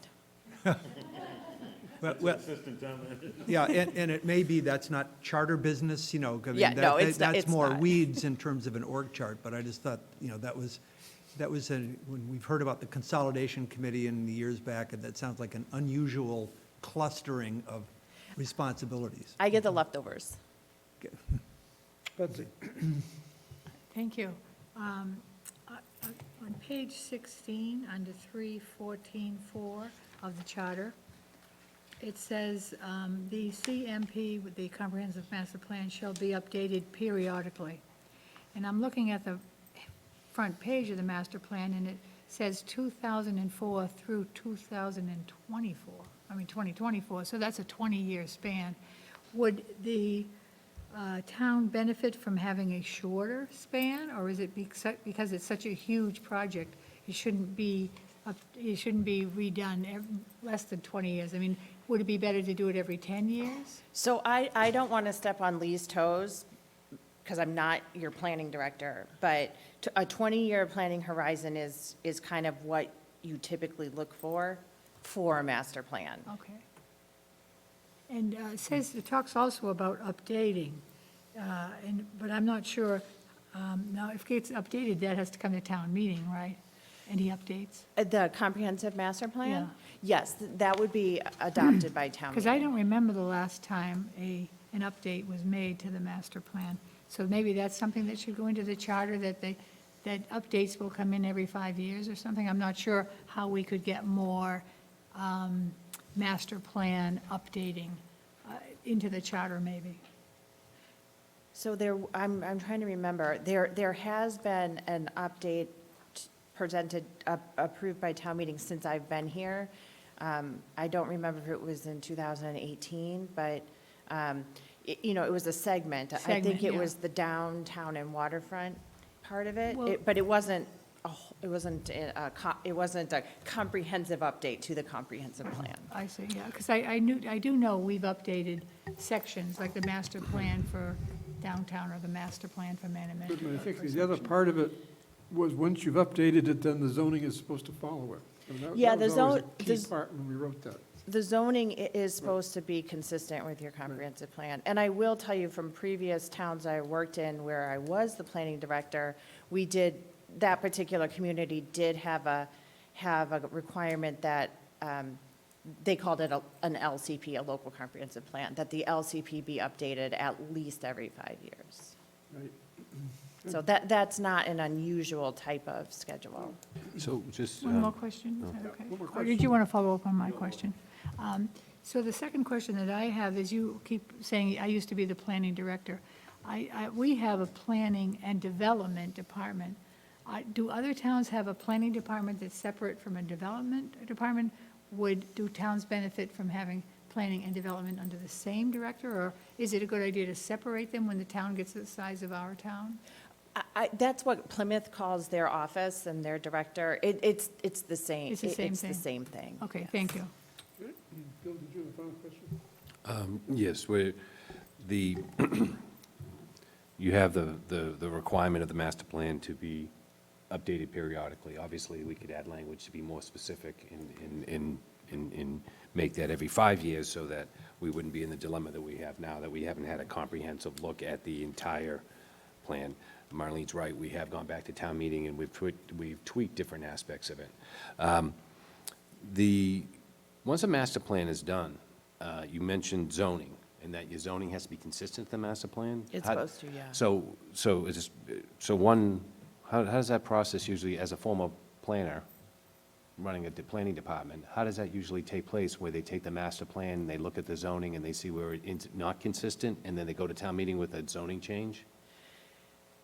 And town meeting would have to vote for that, too. So, I mean, again, please ask Lee these questions, Okay. because he's your Yeah, planning yeah. director. But it had to do with when I, in the communities I was working with, it would come at the hearings before the planning board, especially for petitioners' articles. And the planning board would have to make a finding that, in their opinion, they find that this article's consistent with the master plan. Okay, that was like, if someone was petitioning an article. Right. Is this consistent? Because one of the things that I. You would hope that a planning board-sponsored article would be consistent. Yes, yes. And sometimes they have the general petitioned article that we seek the planning board's opinion on, and town meeting votes on that. But I guess the thing that I'm concerned with is, we go through a great deal of planning in the town of Plymouth, on and off at different times. It becomes the high topic. But I always wonder, when the plans are always done, they get put on a table, there they are, all that work.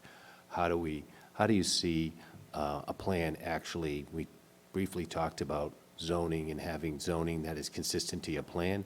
How do you make the plan part of the DNA of the town so that we actually implement that plan in the form of zoning and bylaw changes to make that a reality? Because often we do these plans, they're beautiful, they sit on a shelf, and we hope at the pleasure of some board that they pick the plan up and try to incorporate it into their decision-making process. But So- could you do something more specific in your charter that married those two ideas? You have to update your plan, but it has to be consistent with your zoning. Well, it's the other way around. You want your zoning consistent with your plan. Correct. But, and just my opinion, but I really think Plymouth does a very good job of implementing its plans. Right. It takes a long time. Right. And, you know, it kind of changes along the way, but, you know, this town really does do Right. and it's time and money, and that's Right. it. And as long as the plan is truly reflective of what what the community wants, eventually, Right. you've gotten pretty close to a lot of it. Right. I was just curious because I served on the planning board as the alternate. I've been on the zoning board of appeals. I've been on planning committees at different times, and I see this work compiled, and then I'm concerned about the connection to that process. All this planning has been done, but is it really being implemented? That's why it's a 20-year plan. I Yeah. mean, it's a very patient process. Right. Any other comments, questions? Thank you very much, Marlene. We really appreciate it. Okay, thank you. Give us an insight into the assistant town manager's position. Thank you. And now we come to the section of the agenda for public comment. Those of you who've been sitting here listening to what transpired tonight or had not a chance to comment at our last meeting are welcome to offer your words at the podium, if anyone is so inclined. Ed Russell?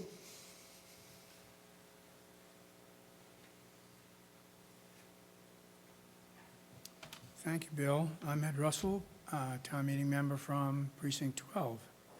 I don't have a lot to say tonight, other than there are two items that I'd like to make sure that are on your agenda for discussion in the future.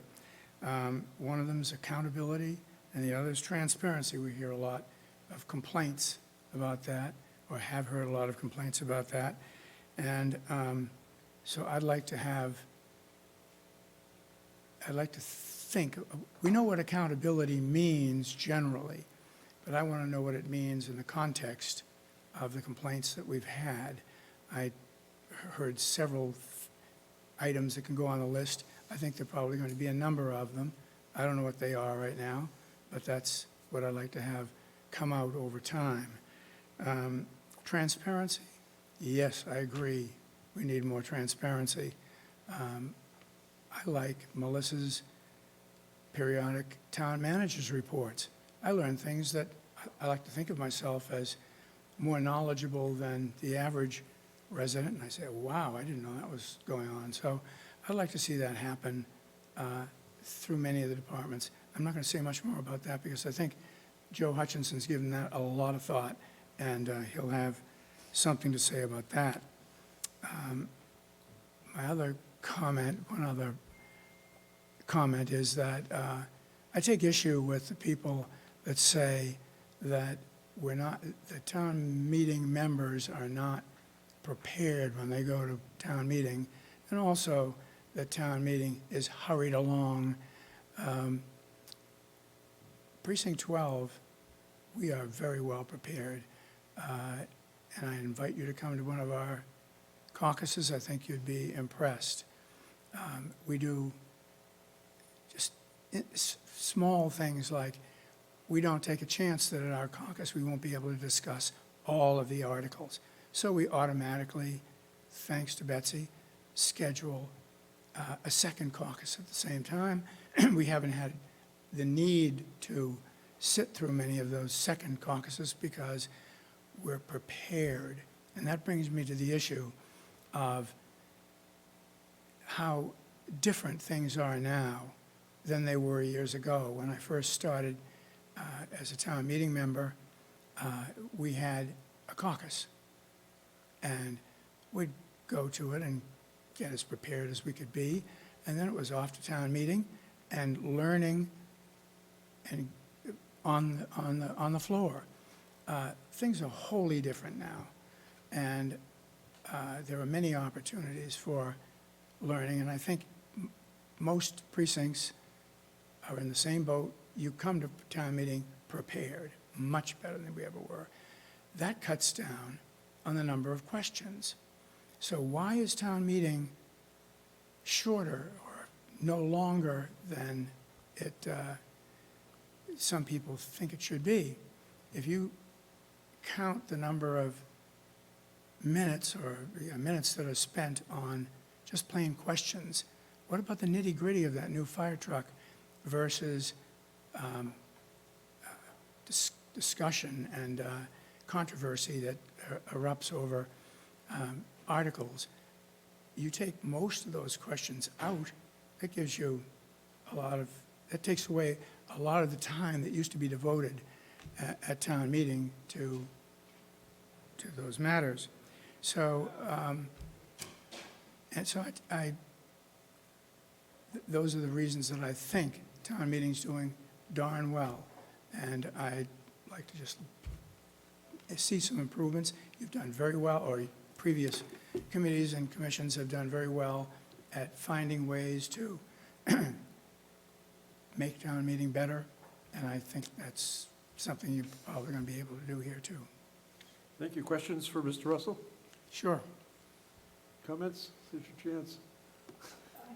Betsy.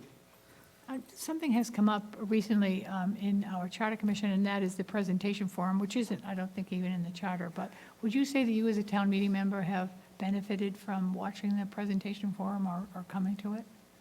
Yes, but not as much as some of the other things that are available. And I might mention, this should be a discussion, a point for other town meeting members.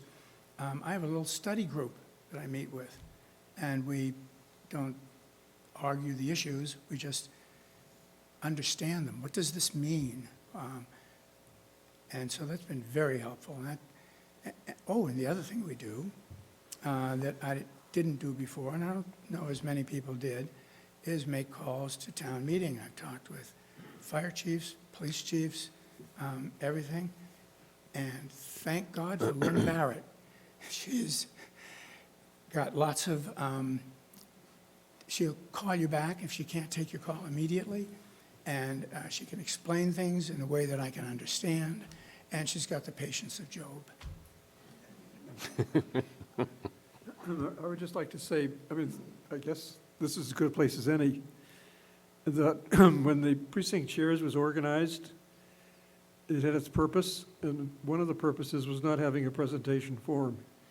And as I watched the years as the so-called presentation forum was instituted, I was sorely disappointed, because I thought it really took away from the whole idea of the precinct caucuses of town meeting members from a particular precinct. When that provision was put into the charter, the idea was the town meeting members in each precinct would debate the issues, listen to the proponents. And sure, it was difficult some nights when there were multiple caucuses meeting on the same night, but we all accommodated it. We made 3 or 4 of them just by different time schedules.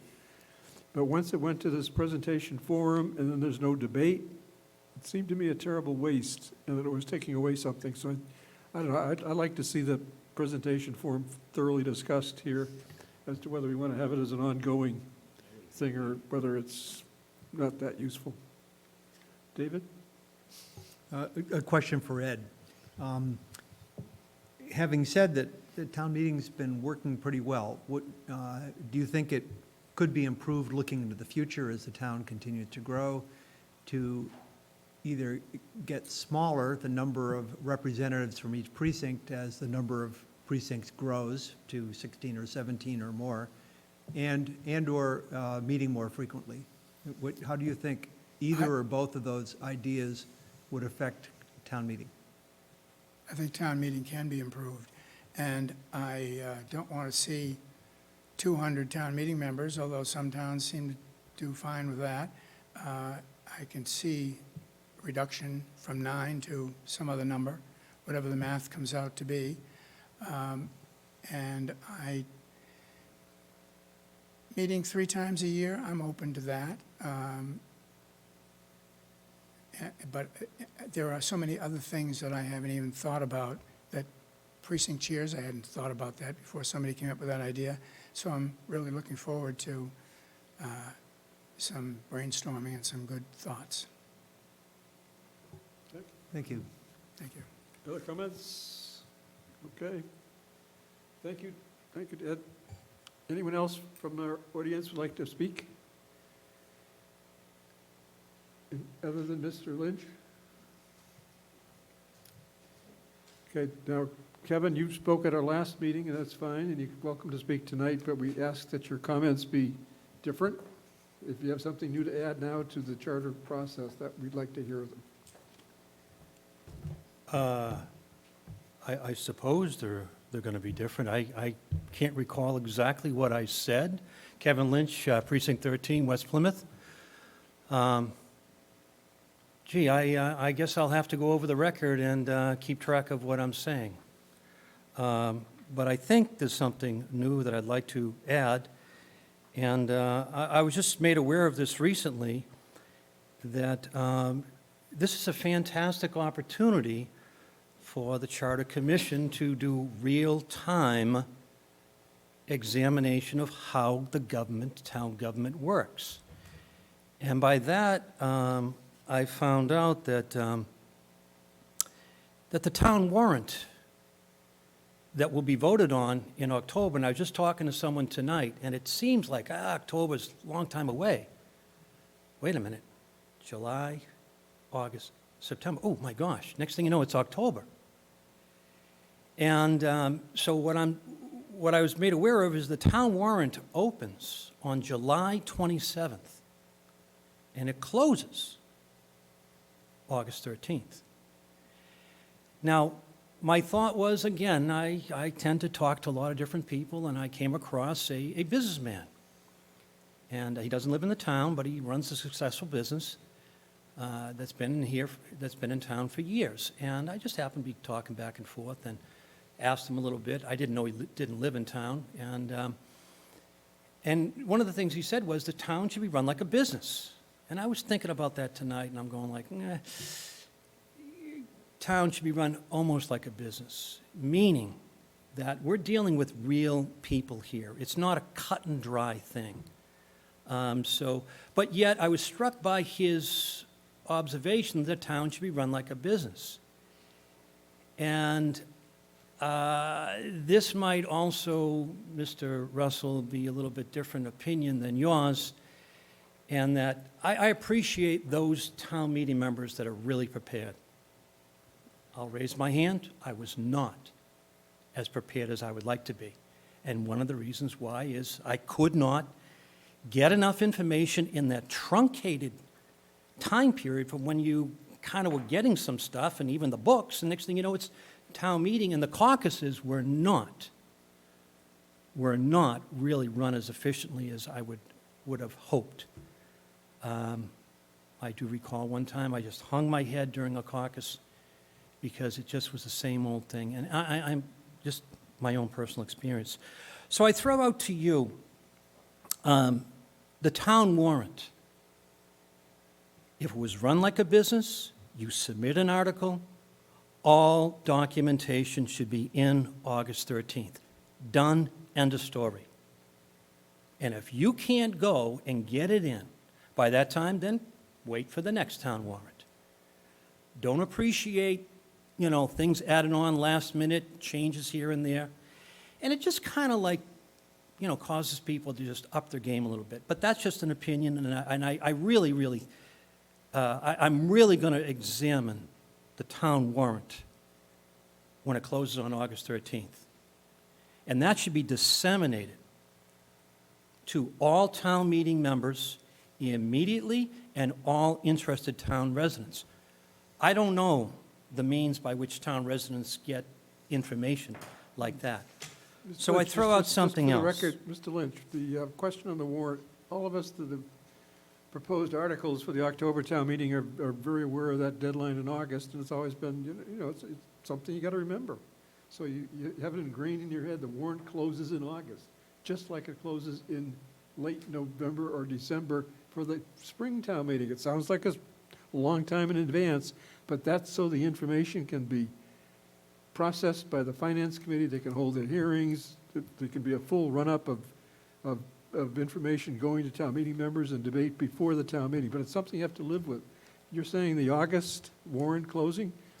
I think if you ask anyone here who's proposed articles in the past, they're very aware of that. The sword falls in August and you got to have it in on time. But yet at times, there are amendments to it, et cetera, et cetera. And I'm just speaking, if the town were run like a business, that would be it, a hard deadline. So I throw that out just for some thoughts. And one of the ways that I was thinking, ladies and gentlemen, and was that how to get that information out to the people. What are you voting on, town meeting members? What are you considering now? And then hopefully maybe we can show up at the caucus. And there could be maybe even a lively debate a little bit before the caucuses. So I throw out to you something, again, I was talking to people about, and it's almost like a newsletter, and I don't even know how to do it, and call it a town meeting update, TMU. Here are the articles, and oh, by the way, here are the articles that were voted last warrant, and here is the outcome, and here is the bottom line dollar, et cetera. These are ways that a business would conduct itself. But I find a lot of stuff just kind of like, and again, I don't want to go and sound like sour grapes, but things just tend to be, put together last minute or slapped together, whatever. But, okay, so I just wanted to throw that out. And the last thing I just want to ask, could you clarify, and I wasn't here earlier because I had something to do, but what are these comments here? I don't understand what these are. Is that the chart of This is the back of the, attached to the minutes? So the ideas chart. oh, these are the out-of-the-box thoughts? Yeah, that was our second Okay. meeting when we asked everybody to come up with a wild idea without, without worrying about whether it'd be considered too wild, but put it out here and it got the juices flowing, and we had an interesting time that night. And actually, we're going to return to it, probably not tonight, Right, because some of us want to put some flesh on some of those proposals. right. Last Yes. question, and then I'll retire. If I wanted to discuss any of these ideas or just clarify, is there any way I can contact individual members of the commission, or do I have to wait to I come to here? suggest, first of all, it's going to be on our agenda. I would think of working with our staff either at the next meeting or the following meeting. And Mr. Lynch would be happy to tell you it's going to be on the agenda that night, and you can come and listen and comment. So the question I asked, so in other words, I can't contact you individually? Anything you send to individuals here, I send it to the staff, and she circulates them to the whole commission usually, if it's relevant. Yep, the answer basically is yes, we'd like to hear your ideas in writing, if you have them. But I can't converse with any one of you individually? Or you can always, if you see them, How would I contact one of you individually? I'd have to track that down? I think the real concern is the open meeting law, because we had a big discussion at the beginning of this, whereas if you talk to me, Right. and then I talk to Billy, and then it can turn into an opening meeting law violation. So in the beginning, we agreed that if we're having real discourses that are going to flow through the group, that they need to be, in order to comply with the open meeting law, that we need to do them here. Are you saying it's a violation of the open meeting if I were to discuss something with you personally? No, but then if that idea was conveyed to another member and it inadvertently was conveyed to another member, it would. So in other words, if I discuss something with you, and then I get feedback or whatever, and I think about it, then I want to discuss with Mr. Cohen, I cannot do that. You know, the more people it goes through, the more it affects the open meeting law. The easiest Seems restrictive. answer to what you want to do is simply to send a letter to the commission, and everybody will see that letter and read it. And that's within the open meeting law, because the letter is a matter of public record. Bill, you want to chime in? I was just saying that would be helpful. If you have thoughts, Kevin, one of the ideas is to submit them to the group so that we can, respond to you. I mean, that would be helpful. I mean, so that there isn't any confusion. I think that would be the most efficient way is to come to us with your ideas and communicate to us as a group. I Right. think that helps us as a group to process your suggestions. Okay, Okay, thank you very much. appreciate that, Oops, and thank you. Thank you. Is there any other public comment tonight? Then, hearing none, I'd like just to move to the minutes, and we'll approve the minutes, and by then, I think it's going to be too late to take up any further discussion of the ideas, which I would like to do probably at the next meeting if we don't have a number of speakers. Is there any comment on those suggestions? Okay, so let's do the minutes. We got 3 sets of minutes. Motion to approve May 27th. First being May 27th. Any comments on the May 27th minutes? Motion to approve. I second. Just a second, there was...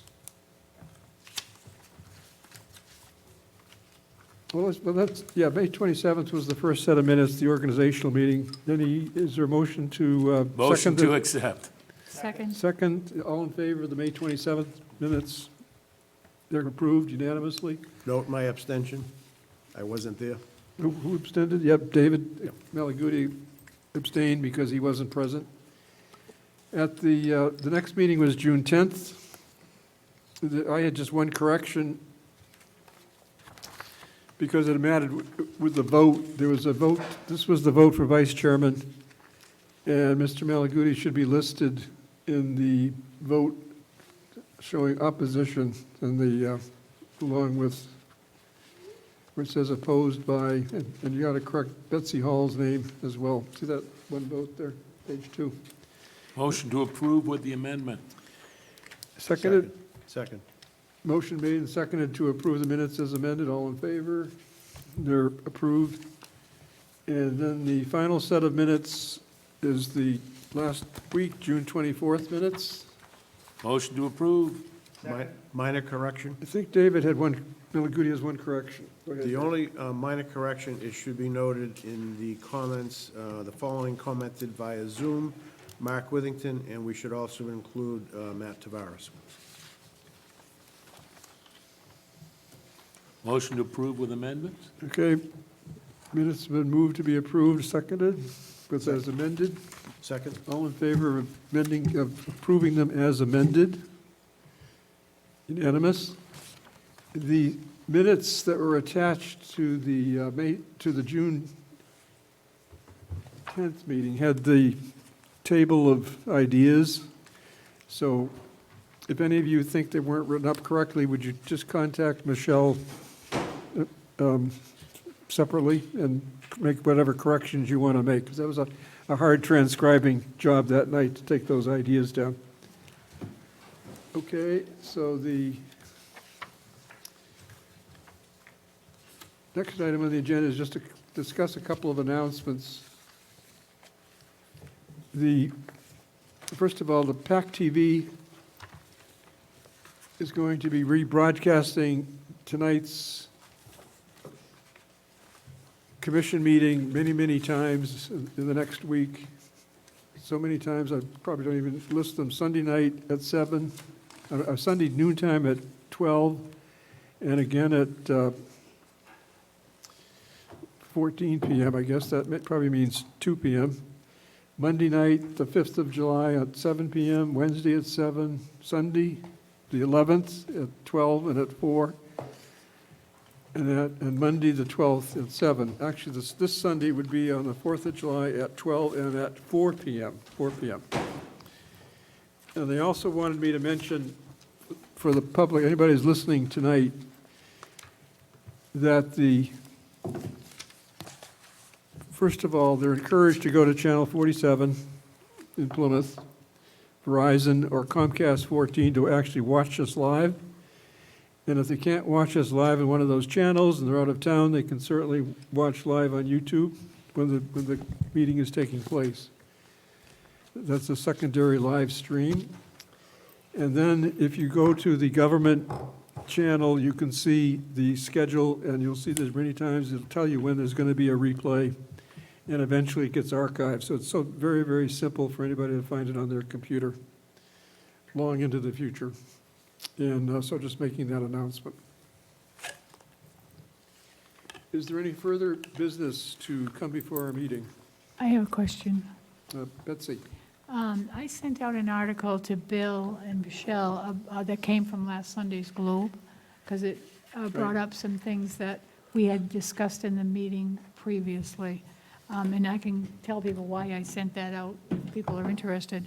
But particularly, one particular thing was that a man by the name of William Farmer, one of our residents, came in and talked about a person from a district coming in and being able to advocate for the district. And I thought it was interesting that in the article, that was seen as a negative, not as a positive. So it's just two different ways of looking at a district, a person having an input, into government. So there were two totally different. One was very positive, one was very negative.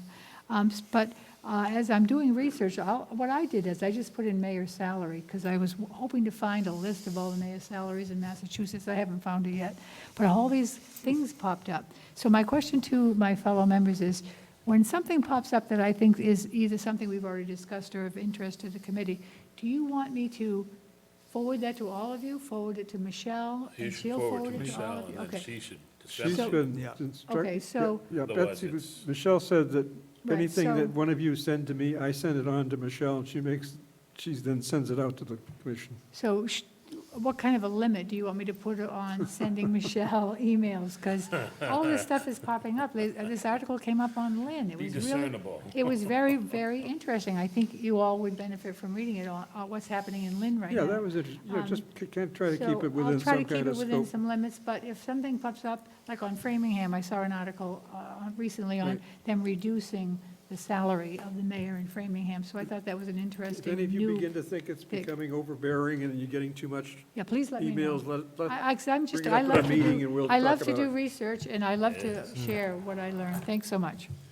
Bill, did you have something you want to say? No, David does. David? Just a couple things. One is, the last meeting, I requested hard copies of the charters that I would like to review, rather than, and just as a reminder, I know Michelle's going on vacation, but the request still stands, because it's, So you gave that request to What- Michelle? I requested it at the meeting last Right. week. But Michelle, I think, And I thought others agreed that it would be useful to get Yeah, right. copies, hard copies, so that's number one.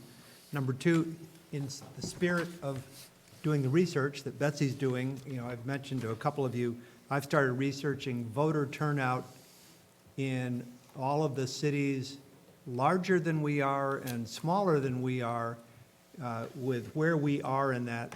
As Larry Pizer pointed out, municipal elections in towns with a city form of government are on the alternate Novembers. So they're in November 19, November 2017.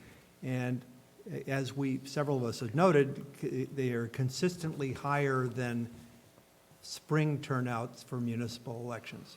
So I've started a chart. There's a few more blanks I want to fill in. I will share that via, Michelle and the chairman. so David, all the data you can give us is great. You Yeah. want to follow the science here. Yeah, yeah, we shall be data-driven. So just Okay. your research to date has found that they go with the off-year elections 17 No, and absolutely, 19. they all do. They So- all, the city municipal. Yeah, so, and I didn't go all the way up to Boston, but I went to Quincy at 94,000, all the way down to Chicopee with 54,000, and we're at 64 or 65. Right. And, just if you look at their 2017 and 2019 November turnouts, they're. Ken, I guess the question I was going to ask you, and Go whether ahead. your investigation and research finds this, or maybe Larry might know this, and I think people have touched on it. Can a town meeting form of government, have a municipal election in November in an off year? Is there any rationale why the state says we can't have elections, Larry, in November? It's a long discussion. This is going to come up. Yeah. Right, it's something we should probably discuss when Yeah. it's not. It should be. I- I guess we just put it on our radar. Yeah, I think, as I understand Not it, for right, 9 it o'clock says at by night. by statute, town Yep. meeting form of government, municipal elections are in the spring. Right. They're anywhere from March through May, in terms of my research, but it's spring. Larry's got his hand up. Mr. Pies is Right, going to it- answer the it- question. Good. It is state law and the question of rationale. Originally, elections were part of town meeting. The first hour or two of town meeting was the town election. And so they were, at that point, made it into the spring. And it is required at this point that if you have a town form of government, that it has to be in the spring, the election. Okay. That's going to be an interesting piece of research. I'm going to get into that. I want to, Slight legislative change. it sounds historic. Okay, one more question. Michelle, you getting the charter signups okay for people? To look at different charters, different towns? Please sign up for at least 3 charters and then do your homework, because we're going to follow with 3 more and 3 more and 3 more. Right? And between David and Michelle, is you going to get your copies okay? I will, I haven't yet, I will. Now the request has been officially made. Yes. Good. Yeah. Is there any more old business? I had brought up last time, is it okay if I speak? That as people research their towns, like I'm doing my 3 towns, if we could find somebody, maybe it's Michelle, who could we could give her just some very basic things, the type of government, whether it's mayor, town meeting member, or representative town meeting, the size of the town, if it's mayor, the size and cost of the mayor's office, including the mayor's salary. If it's selectmen, the selectman's salary. It might be nice if we could have a chart, It is, but it may be more than size of all the the town stuff that meeting. we have given her to handle. I was Yeah. kind of thinking that we individually would be responsible for taking down whatever was relevant from that town. Okay, Some towns may be totally irrelevant to us, okay. but I think we ought to do that kind of. Because if people Maybe wanted at to some send it point to we me, wanna I make it could put it on a available. spreadsheet, I Right. was thinking. Okay. So just so we could, I don't know if other people would be interested in seeing that, but the size of the town, like Belmont has 282 town meeting members. Winchester has 192. So if it's a town meeting, representative town meeting, how many people are in their representative town meeting? I think some of those things might be interesting to be able to compare town to town. So if people want to send that to me, I can put it on a spreadsheet. All right, any other old business? How about new business? Hearing no new business? Motion to adjourn. adjourn. Seconded, yes. All in favor of adjourning? We're adjourned. Thank you. Michelle, you want Recording stopped.